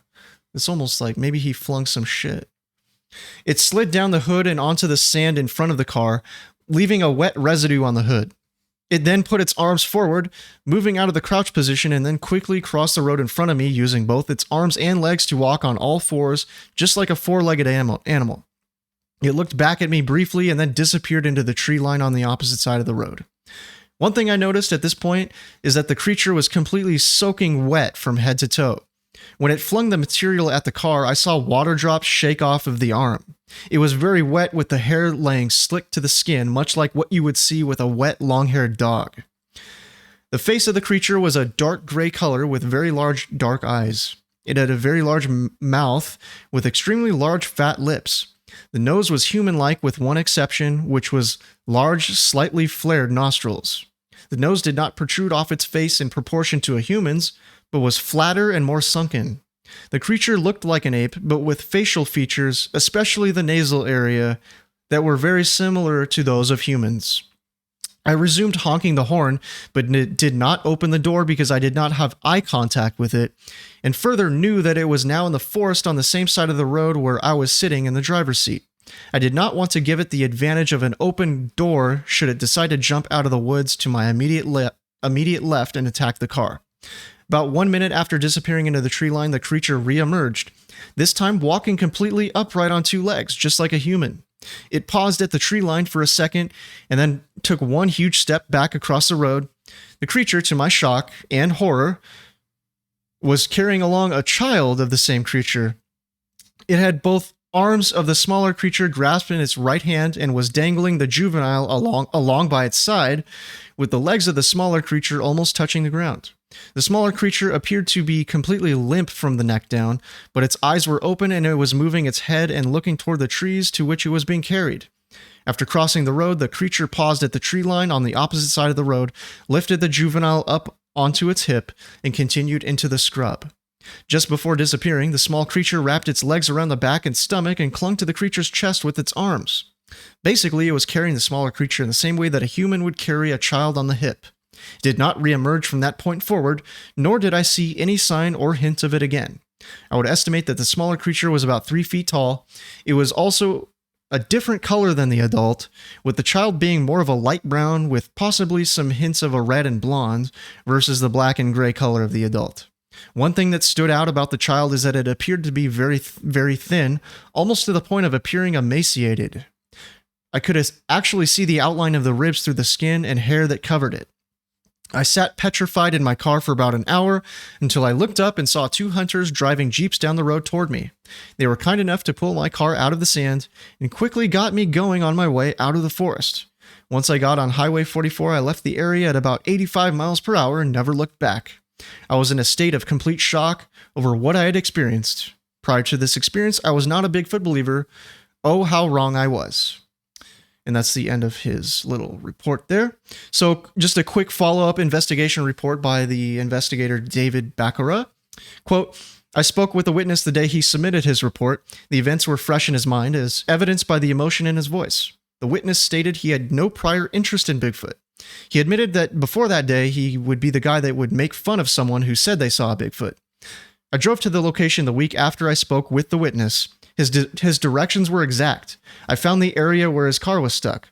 I looked for any dried mud from the debris the creature threw, but the road is well traveled by hunters every day. I walked back looking for a water source as the creature appeared wet and found a natural spring boil that flowed into a creek just 30 yards into the brush. Wow. I followed as best I could, but the brush was thick and quite difficult to move in. This is a very wild area with much wildlife, water, even in the dry season, and cover. Could easily hide and survive in here. Other than the road that runs through it, accessible by 4x4s only, it is a big remote forest/swamp with very few hikers. Wow, that was probably the longest thing we've ever read on this podcast. So, what did you guys think of it? Just use the method of free associations here, okay? Okay, I have one association. Yeah. It just reminded me of one episode of King of the Hill. Yeah. Yeah. So that day, I don't remember what's the name of the girl, the blonde girl who lived with Hank's family together. Oh, Luann. Luann, and Luann. her boyfriend give a gift to Bobby, the snake. You remember? And then this snake, she went to the toilet. And then people were afraid about this snake. They think maybe this snake will come out from their toilets and like beat somebody and something like this. And then the crazy guy, what's his Dale? name? Dale, yeah. He get like a bigger position. He was like what's his work? How to name it? Exterminator. Yeah. In this town, exterminators, they like became like very like big persons, important and, people, get a lot of money and everything. I think maybe this searching for like Bigfoot organization want to make people scared and get some money from this. All right, so what you're saying is you think this person just straight up lied about this? You think it's possible that they lied about it? I just think about your last like report, how to say it. Like it couldn't be that it's not a real person who leave this report. Yeah. You think that it's just like fiction? Yeah, probably it's just like a fiction made by this organization. Like what's the name? BF. Those shots are fired, man. Shots fired. You can't say that, man. Now all the Bigfoot people are gonna be pissed at us. BF. Yeah. Well, it's possible, yeah. But what about you, Ivan? What do you have to say about it? I mean, with this story, we really gotta be careful because, like, then I was listening to it and I felt, some things arising in me, like. What do you mean? Some things like, because this story is probably the most detailed account of what we have read today, and it might make someone a little bit biased, because if you like read a lot of stuff, you might feel like, oh, maybe it's true, sometimes people just because of the like sheer amount of detail. Yeah, just because of sheer amount of details, it's might be more persuasive. But out of all so I think we went over 6 reports. Yeah. Which one moved the needle the most for you? Even if it's just like one more micrometer than the others. Would you say that this one is the most believable out of all of the ones we went over, or are any of the other ones more believable? If I didn't take into account this, like, for example, if I were to tell you one of these reports is the real report, like it's a real Bigfoot report, and then the others are just like bullshitters, right? Which one would you pick as being the real one? Probably actually the one we talked least about. The one where the guy was shooting the gun? with the four witnesses in the car. Because 4 witnesses, right?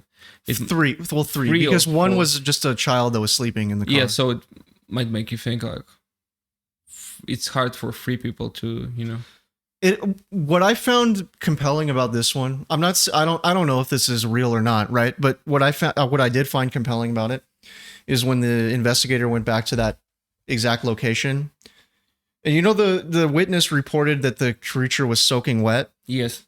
He went 30 yards into the bush and found like a spring. Yeah, it's compelling. Definitely. Yeah. And he also found the spot where the car was stuck. Couldn't find any of the debris that the creature threw because it was already like a few months later. But it is kind of interesting though that whoever submitted this report claimed that this creature was soaking wet. And then the investigator goes out there, looks around the area, finds that spring that Yeah, I also noticed that, and then you just read it. I was like, oh, this is interesting. Definitely. But it could have just been a bear or something. Wet bear. How can you be sure? I'm not sure, but I'm just saying. Does a bear make those kind of noises? Does a bear throw rocks? Does a bear throw poop or mud or whatever it threw? Like, I don't think bears can throw stuff. So I think that's kind of the hole in that theory that it could have been a bear. I'm not sure about the exact sounds of the bear and. I'm not either, but even sounds aside. Yeah, the throwing ability is. Yeah, I don't think bears can throw stuff. Do you think bears throw some stuff? No, I don't think so. Yeah. So actually, I don't know any creature who throw things. Except for humans and monkeys. Monkeys and apes. Yeah. Apes maybe and monkeys. It was a family of apes. Yeah. Maybe skunk apes. Yeah, could be a skunk ape. Yeah. Might have been. Yeah. Yeah. So to me, this guy's either lying or he's telling the truth. I don't think there's much middle ground here. I don't think there's any middle ground here. But do you think you're also a little bit affected by all the details in his story? Like how... No, definitely. And if he is lying, that's definitely something that a liar would anticipate, is whoever is reading the story wants to hear or see details. Yes, right? Definitely. Like down to the most minute detail. And even the creek, right? Like the creature was wet. Okay, so if this guy is lying, he really did his homework. Like he did a lot of homework on making sure everything lined up, right? Everything lined up. Definitely. So he's either telling the truth or he's an amazing liar. That's kind of what it comes down to. Or it's like Peter suggested earlier, maybe the BFRO fucking made it up and lied about the entire thing. Everything from the investigator's report to the report itself. For me, the strange thing is that this story is really don't resembles the other stories. Because in other stories, these skunk apes, they were afraid and go just by like nothing. Right. And this time he did a lot of like this, beeping in the car. But if you go back to the story, it was assumedly a mother with a young child with it. So it's kind of like bears, you could scare just a single bear away pretty easily, right? But when it's a mother with a cub, it's gonna get, that's the scariest kind of bear. Yeah, all of this, like that what I said and that what you said, it makes this story more real, actually. Yeah, because it's just like how. First of all, if he lies, like my point, if he lies, he should lie like a little bit similar to other people lies, and it's not similar. And second, in as we know in nature, if somebody with his child, he will protect it, and it was So that's the implication here, is that it was probably a mother with its young, getting very territorial and protective of its young. So that's kind of what I took from it. There's no way of knowing whether this is like a real account or not, but What if it was? What if this is a real person that you can contact? I mean, he says he was a like an executive in a multinational corporation in Orlando, I think. So let's assume that this is a guy who says that he is who he says he is. What would you think about the story? Would it move the needle for you at all? I mean, also him being like the CEO or something. I don't think he said he was the CEO. I think he's just said he was like at a high level executive, high level executive. But he is subject to high levels of stress and stuff like that, right? Yeah. I think I remember reading. Don't quote me on that, definitely. But I think I remember reading in that book. What was the name? I mentioned it in one of the first episodes, like Psychology of Paranormal or something like that. That the high stress. I think we're going back to the Fresno Nightcrawler episode. Yeah. I think so. So, guys, if you want to know the book, that one's both our best and our worst episode. So go check it out. Yeah, but you can use that shit. And damn straight. And so yeah, I think there was something said about the high levels of stress and higher likelihood of encountering paranormal things. So it could be a factor too. High level of stress leading to some episodes like that could happen. I don't know, dude. I would imagine that would take like an ungodly amount of stress. Like that would be some shit to be so stressed to just hallucinate a Bigfoot coming out of the woods. And I'm just saying that it's important to mention it anyway. Okay. So. Yeah, but the car has damage, is it? No damage. No. The creature only threw some poop or mud or I don't know, something like that. But yeah, and a little rock hit him in the thigh. He said he was digging his tire out of the sand, right? And something threw a rock and hit him in the thigh. So no damage. And it bounced off his thigh, landed on the hood, and slid down slowly. That's what he said. So no car damage. Anyway, that's fine. We can talk about this pretty soon, but let's just conclude our story here. The skunk ape, whether real or just a figment of Florida's collective imagination, has managed to do something even the most charismatic Florida politician couldn't: make every Floridian proud to be a Floridian, with the added bonus of even making Californians jealous. It's the ultimate symbol of pride for the people of Florida, a rallying cry that says, "We refuse to settle for second best, and we absolutely won't let those pompous, coffee-guzzling pricks in the Pacific Northwest outdo us." If the skunk ape is ever proven to exist, the real question won't be what it is, or where it came from, or how it would affect our place in the universe, but rather, those questions would merely be secondary to the most important question of all. Could it beat Bigfoot in a fight? If it's anything like the rest of Florida's residents, the answer would be a resounding yes.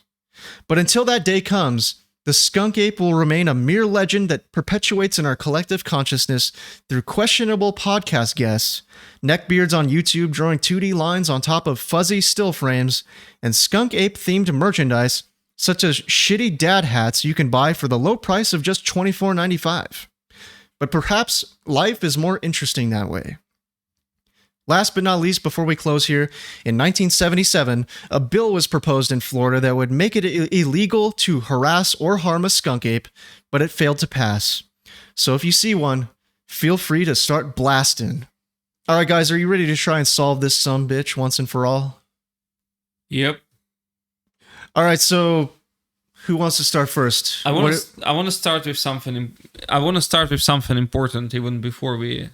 Okay. Yeah, what's up? Start with the discussion. I think the important thing is to actually discuss the fighting thing. You mentioned it briefly, just like a couple of minutes ago, but I have a different angle to look at it from. Like if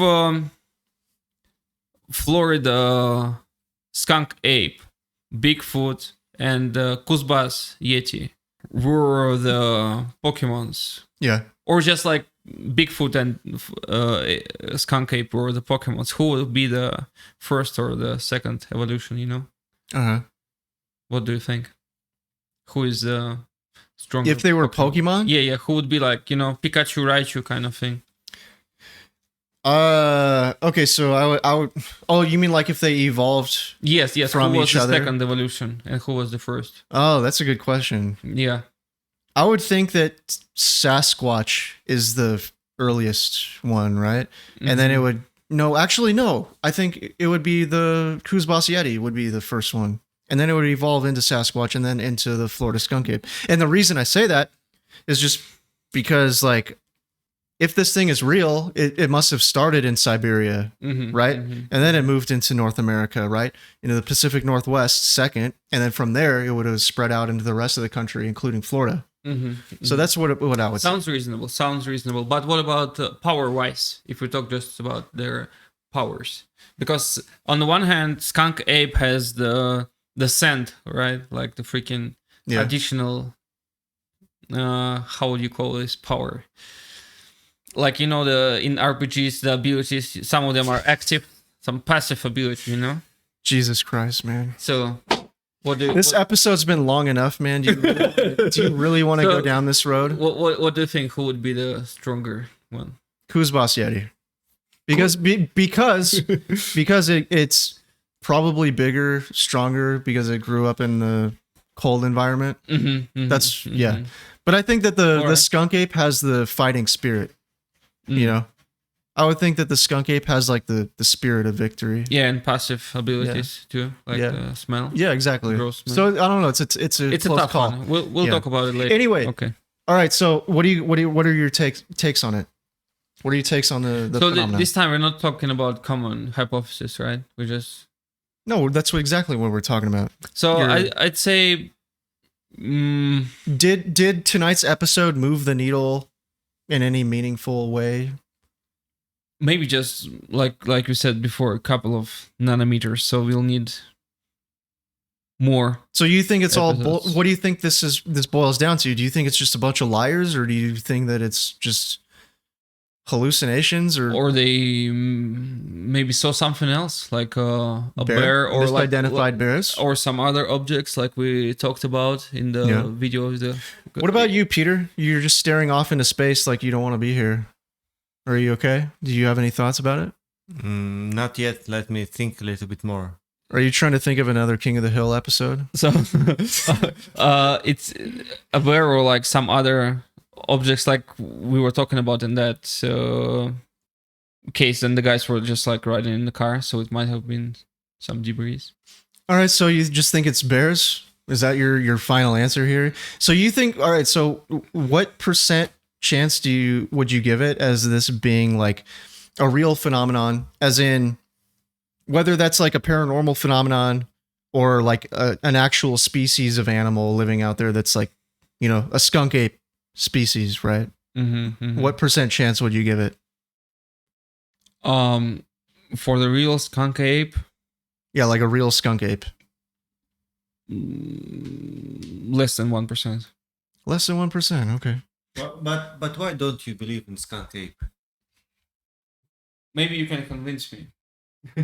No, you have. We just read a lot of reports, yeah, and probably they speak about the same thing, yeah, or not?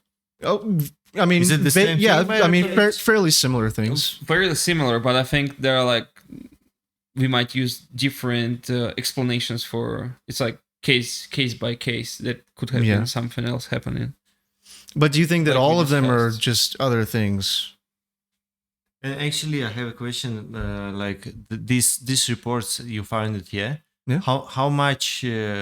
How much or how many reports do we have at all? So they file them away by state and then by county. So if you want, I can just tell you how many reports they have for like Florida. Would that help you? Yeah. All right, let me take a look here. All right, so Florida has 343. Like, does it move the needle for you, Ivan? That's Florida. Just one state, right? Yeah, and then my home state of California has 461. Most of those are in the north part of the state. But Florida has 343. How many nanometers do you have? Maybe 343 nanometers. Maybe something like that. So we're gonna need a lot more reports to convince we'll Ivan. need more reports to cover to convince him, because again we haven't seen any like real physical evidence, right? We've seen the witnesses' accounts. Some of them were convincing. But there's also footprint casts and stuff. I mean, we could do a whole episode on the actual physical evidence that's left behind. There is some stuff that I've seen, just the footprints that are left behind that get cast in plaster. Remember when we went over in the Patterson Gimlin film, we looked at those footprints that you said looked like the ice cream you used to buy? Yeah. Do you remember that? There's shit like that we can go over, and then some of them allegedly have dermal ridges, which are basically like fingerprints and hand lines and shit like that embedded into the footprints. So we could go over that at some other point. It could move a needle. Could move the needle for you? Proven and stuff. Yeah. It could move Peter, the needle. do you have something to say? Well, actually, for me, these footprints doesn't move the needle. I think why I don't believe in this skunk ape is because nobody ever catch it. Yeah. Yeah, no physical evidence. Like these footprints, you can make it, but can you catch this skunk ape? To make I don't know. Yeah, because we have already like 700 of reports. Yeah, into No, there's even more. into states. Yeah, There's even more, but yeah.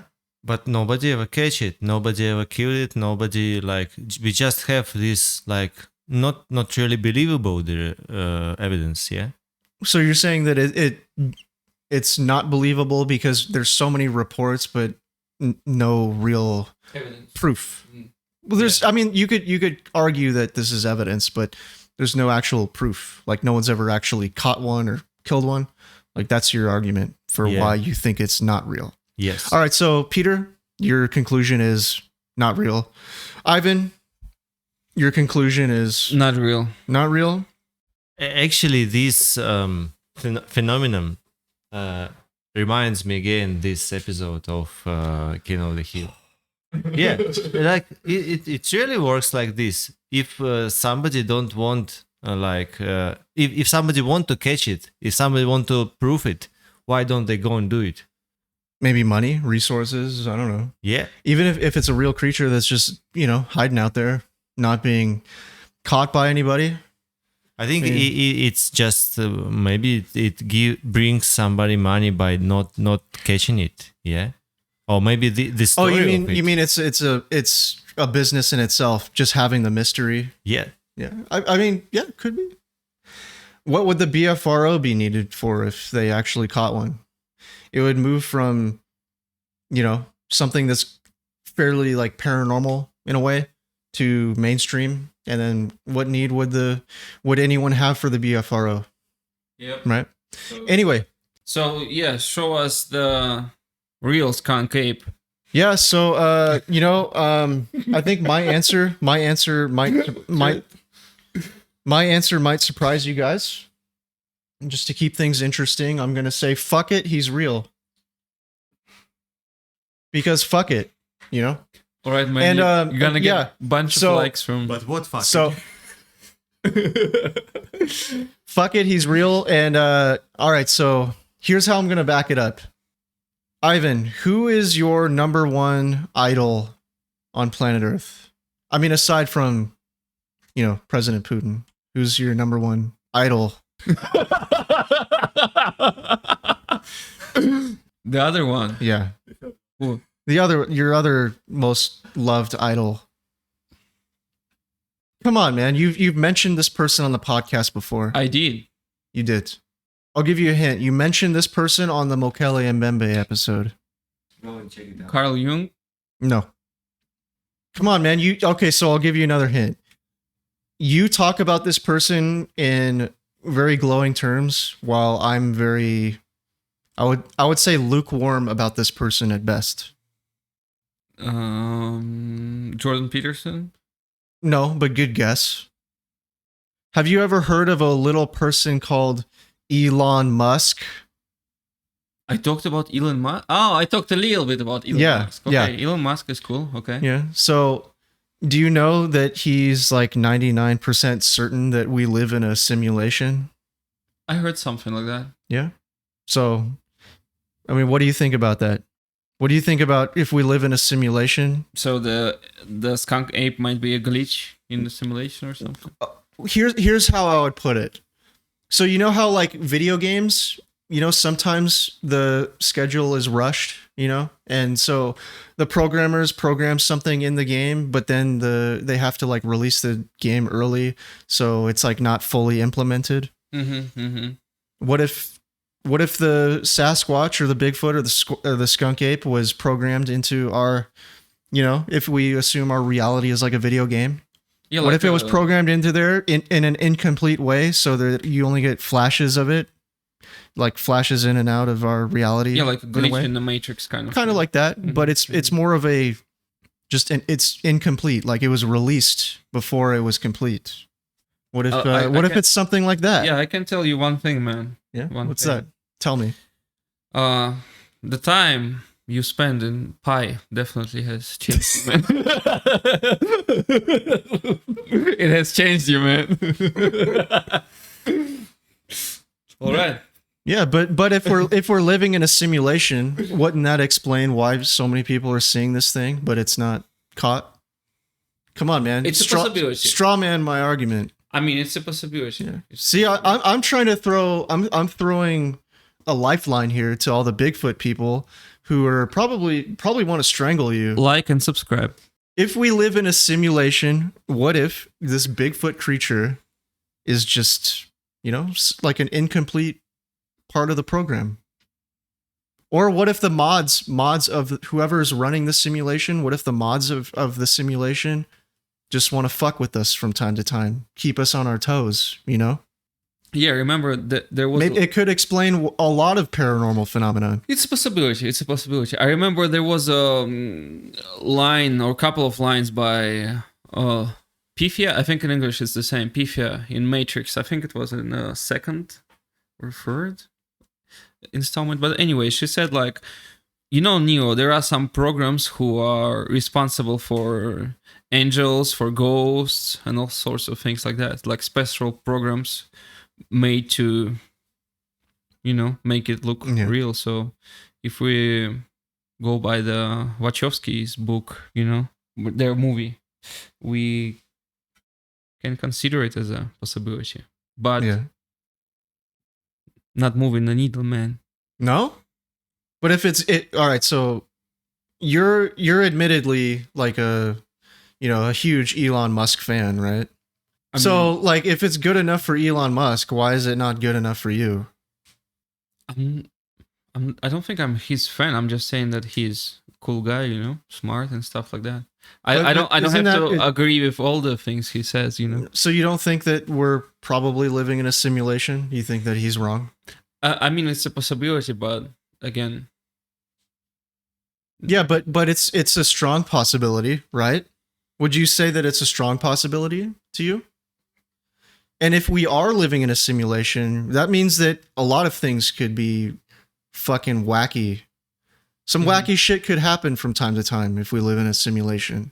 And I think this is a topic that we should cover at some point in the future, maybe the near future, because I would love to actually dig into the reasons why certain people think this. This is like metaphysics and stuff like that. But we don't have to know that kind of shit. We all we have to do is learn from who's actually working on that kind of stuff.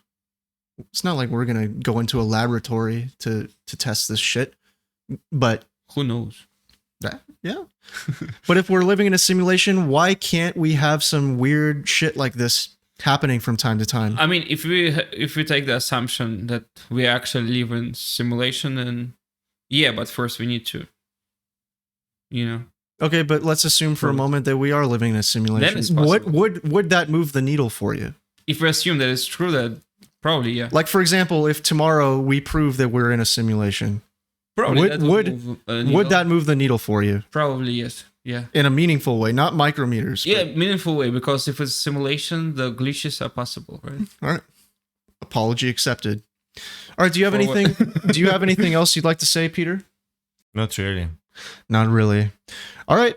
I guess before we go, If you enjoy our show, please be sure to leave a like and a comment if you're on YouTube, or if you're on a podcast app such as Apple Podcasts or Spotify, please leave a rating for our show, and we'd be eternally grateful if you could do that for us.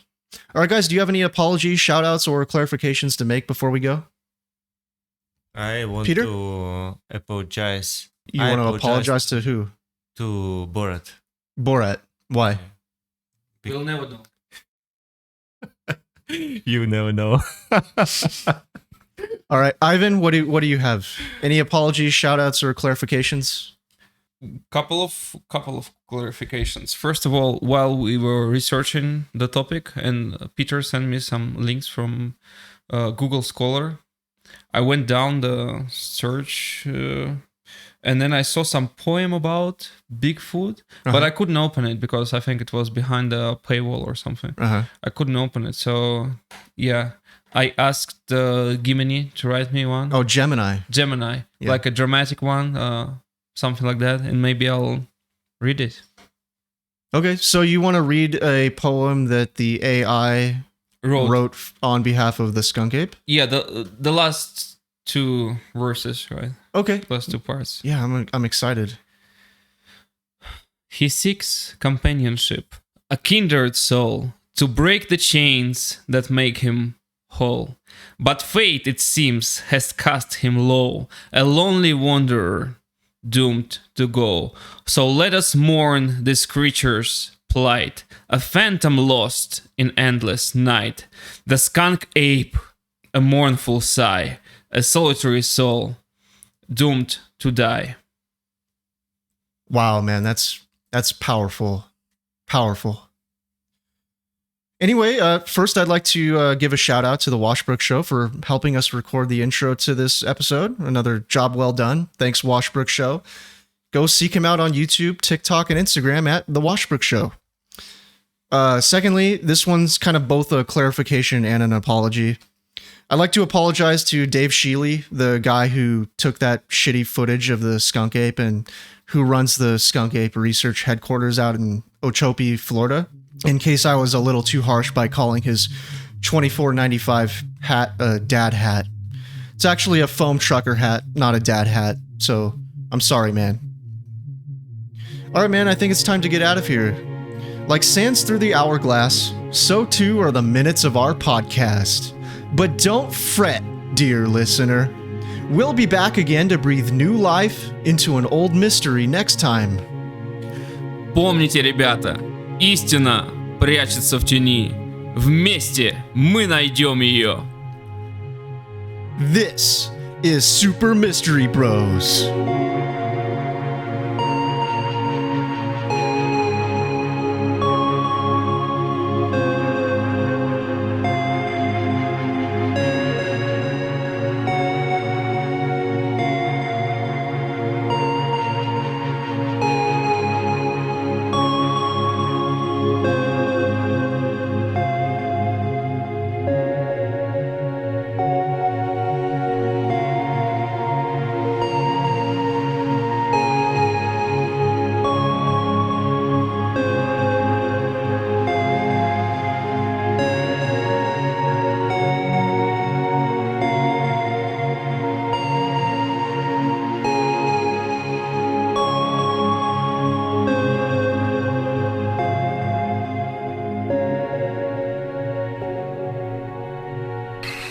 Well, this sucks. I can't see shit out here. So, what's the plan here, man? You start smashing the trees with a baseball bat, you lure him out, when he shows his ugly fucking face, I start blasting that sumbitch. Is it necessary to shoot him, though? We could use him for thorough scientific investigation. What, you want to try your Bolivian judo moves on him? Come on, man. No, you come on, man. People of Miami-Dade County are counting on us right now. That's good, but you gotta do it harder. Alright, that's perfect. Just do that a few more times. Peter, can you do some of your Bigfoot whoops? Whoop! Whoop! Oh, do you dudes smell that? Yeah, I can smell it. It's like BO and unwiped ass all mixed together. Holy shit, I think I see him. Contact right. Die, swamp ass, die! Bullseye. Pink mist. Holy shit, you dropped him like a sack of potatoes. Oh shit, man, we got him, we got him, we got him! Ow! Ah, heavens, help me! I've been shot! Washbrook show? Shot in the ball bag! The fuck are you doing here, man? It's a funny story, really. I've been getting these strange messages on my answering machine. You still have an answering machine? And one thing led to another, you know, and, well, here I am. Minus my balls, obviously. Davis, would you be a lamb and help Mr. Washbrook Ow! find his balls? Do you lads happen to have a Band-Aid? Yeah, of course, man. We've got some always back in the car. How do I look? You look fine. It's just a scratch. Ow! You know, man, this whole situation actually reminds me of that King of the Hill episode where Bobby accidentally killed some rare bird or some stuff like that. Oh yeah, I remember that one. Gonna say, I'm pretty impressed with myself, boys. That was a tiny target.